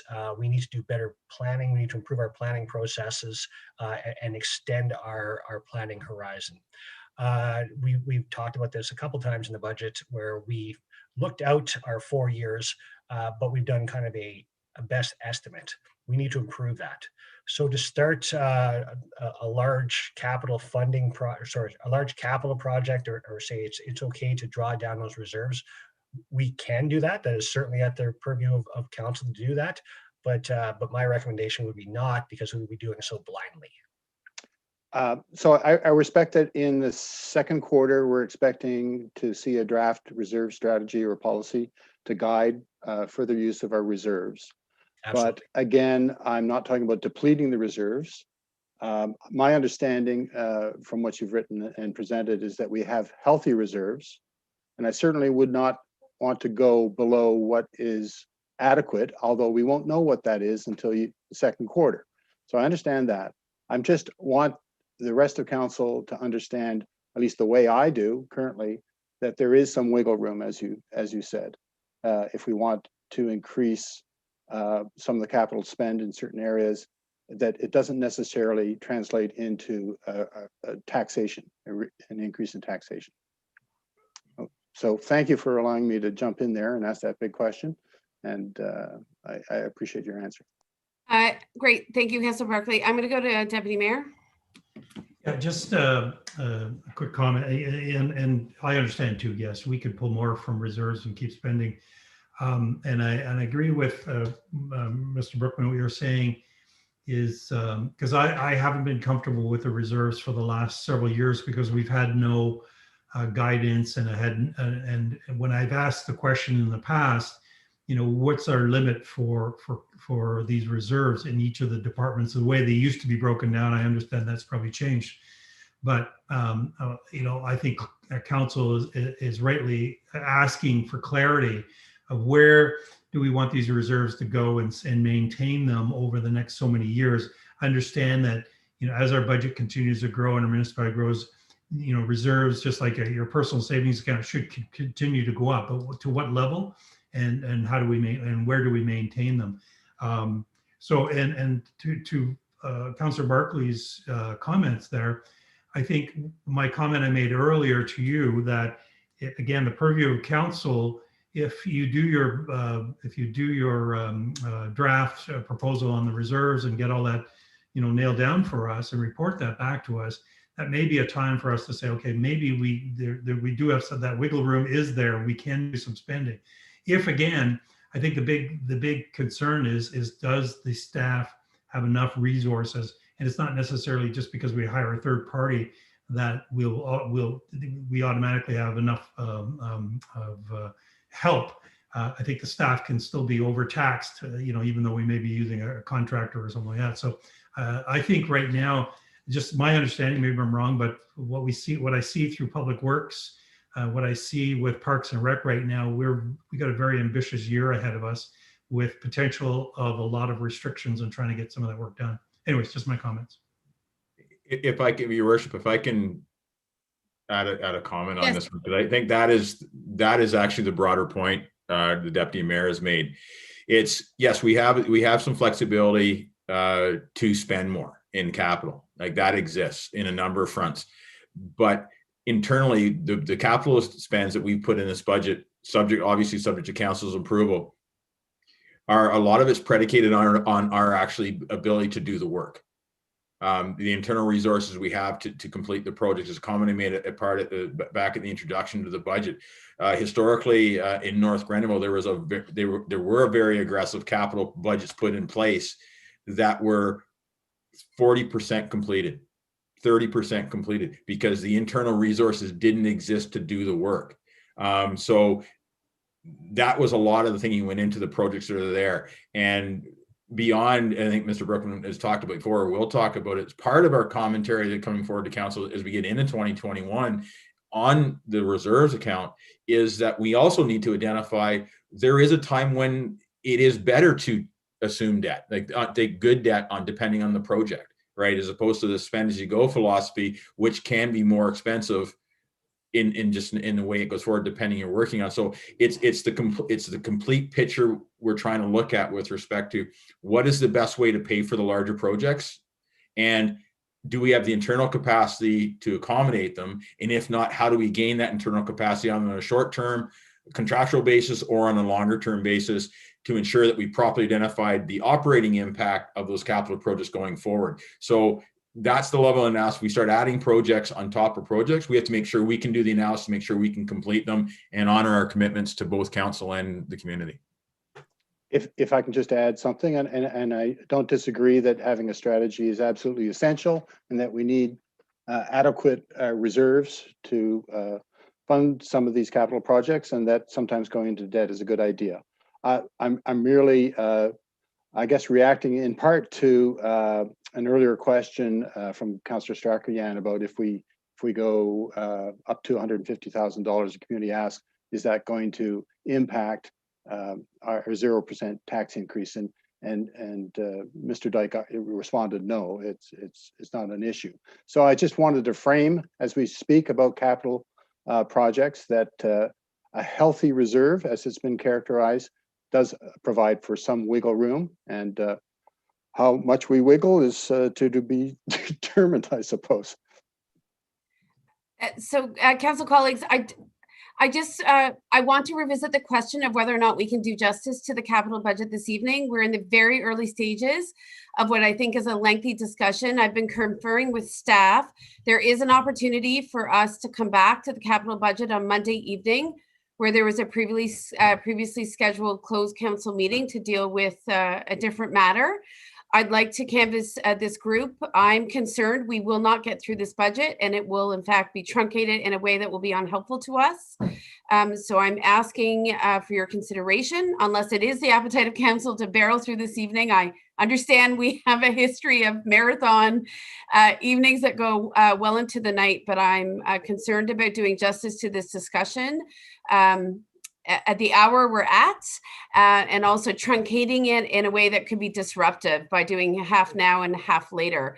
I'm testing your appetite. We have had a lot of staff with us this evening, and out of respect for everyone's time and energy, I'm wondering if we can resume the capital discussion on Monday. Looking for your comments. Fine with that. Okay, are there any objections to moving the capital discussion to next Monday? No. Okay. Okay. We've had staff with us for over three hours. We ourselves are very hardworking individuals in both our council and private and professional lives. I think it is appropriate that we move what is a very substantial discussion to next Monday evening. Mr. Dyke, just logistically, I know we were planning to, I believe, start a closed council session at 6. We might be able to move that up to 5:30 owing to some additional adjustments, and start a council meeting at 6:30 to deal with the capital works. That's correct. Either that, or even starting because we're only dealing with the capital. Yeah, starting at 7 would give us sufficient, my opinion, sufficient time to deal with it. Okay. So with that in mind, is there anything else we have to deal with this evening? I guess I'm looking to Ms. Babcock Cormier. There is actually, there's 2 items okay. On the agenda past the budget. Okay. And one is with respect to agreements for the 2022 International Plowing Match and Rural Expo. Okay. And the second is with respect to grant application for RED. Okay. So I'll go to those now, council. So it's good I asked the question. We might as well get the other core business out of the way. I want to thank media who I think stuck with us this evening when it comes to the budget. We apologize. We're not able to complete it this evening, but I believe it's a much better process if we're able to have a robust discussion on Monday in regards to capital, where we can all bring our best to the table. So we'll move on to these other 2 items. So of course, council, as you know, you've been part of these discussions for the most part. The International Plowmen's Association had to delay the plowing match to 2022. In recent months, they have communicated their strong desire and their intention to host the plowing match at Kemptville campus and on the Old Farmside lands in 2022, in the fall of 2022. And I'd like to remind council and those watching that despite the announcement around the provincial correctional facility being located many years later on the Farmside lands, Ministers Clark and Minister Hardman are able to in fact have facilitated access to those lands for the IPM in 2022. So we have this motion before us. I do see Mr. Dyke raising his hand. Do you have something to offer at this point, Mr. Dyke? Yes. Again, I apologize for that's okay. Taking so much time. It's actually still. I'm gonna run you back to the budget. Procedurally, we need a motion to defer the budget discussion till Monday. Okay. So can we do that right after we deal with the IPM motion? Sure. Okay. So just to conclude this piece, council, we Nancy? Yeah. Sorry, just a comment on the IP. I know you've been in talks with Kathy. Yep. Any indication that they may defer another year just because of the, the shakiness of 2021? They are deferring to 2022. And right? Are they deferring us to 2023? Yeah. No, Oh, sorry. I'm sorry. No, the intention, Yeah. as stated right now, is the fall of 2022, which is 18 months away. Right. Okay. So they haven't deferred another year because of 2021? They have not. Okay. No. Okay. Gotcha. Thanks. Okay. And they were recently in communication with us today. So in regards to the storage of some items, and they've done a couple of different site visits. So Deputy Mayor, perhaps I could have you move this motion in regards to IPM? You got it. Okay. And I'll look for a seconder. Thank you, Councillor Sullivan. Okay, and the motion is that we would authorize the municipality to enter into a hosting agreement in respect of the 2022 IPM and Rural Expo. Authorize the municipality to enter into a loan with the Ontario Plowmen's Association, or as it may direct of up to 100,000 payable and no more than 3 equal tranches at 0% interest. Of course, this is a loan, not a grant, and will be fully repaid by IPM, and was part of the early discussions that we had with them. Authorize the mayor and clerk to execute the hosting agreement and IPM loan, and direct staff to report back with details of the hosting agreement and the IPM loan at a later date. Of course, Deputy Mayor, I do acknowledge that there is some chance that they could further defer IPM, so I don't think this locks anyone into 2022. It just acknowledges where they are in their current planning cycle. Right. Any questions or comments on the IPM motion? Okay, I'm going to call the question, and we look forward to more discussion with the IPM in the coming months. All in favor? Okay. It is a very exciting event for our community, and I know much background work is being done, and obviously I think they'll work with the COVID times, whatever they are. Okay, we're going to go back to Mr. Dyke's intervention. I'll look to perhaps Councillor Stracher-Yan and Councillor Barkley for a motion to defer the capital budget discussion to next Monday. I'm happy to do that, but I have a question. I just got a message from Don Sherritt from the Police Services Board. In the operating budget, did we miss the $20,000 grant to the Police Services Board? No, sorry, Your Worship. No, we haven't. It's been built into the budget that was just approved by council. Okay. Okay, thank you. Thank you. So Councillor Stracher-Yan and Councillor Barkley, you'll move in second the deferral motion then? Yeah. And our commitment is to address the capital budget next Monday. Okay, I'll call the question on that. All in favor? Good, thank you. And then finally, there is a motion here to deal with an application for the Rural Economic Development Program. Kemptville Campus, in partnership with the municipality, has been working hard on a RED application. And this motion, reflects that intent. And I'll look for a mover and seconder. Deputy Mayor, thank you. I need a seconder, please. Thank you, Councillor Stracher-Yan. So the motion is that. Sorry, Madam Mayor. Yeah. I'll just defer to the clerk's office. Do I have a conflict by voting or by moving that if I'm on the board? So it's with respect to any pecuniary interest, you'll have to determine yourself in terms of whether or not you do have an interest that would result in. I can help out a little bit, Mr. Deputy Mayor and to your worship. By virtue of sitting on a board or committee and representation of the municipality does not necessitate a conflict of interest from a decision. The council is making a decision in that regard.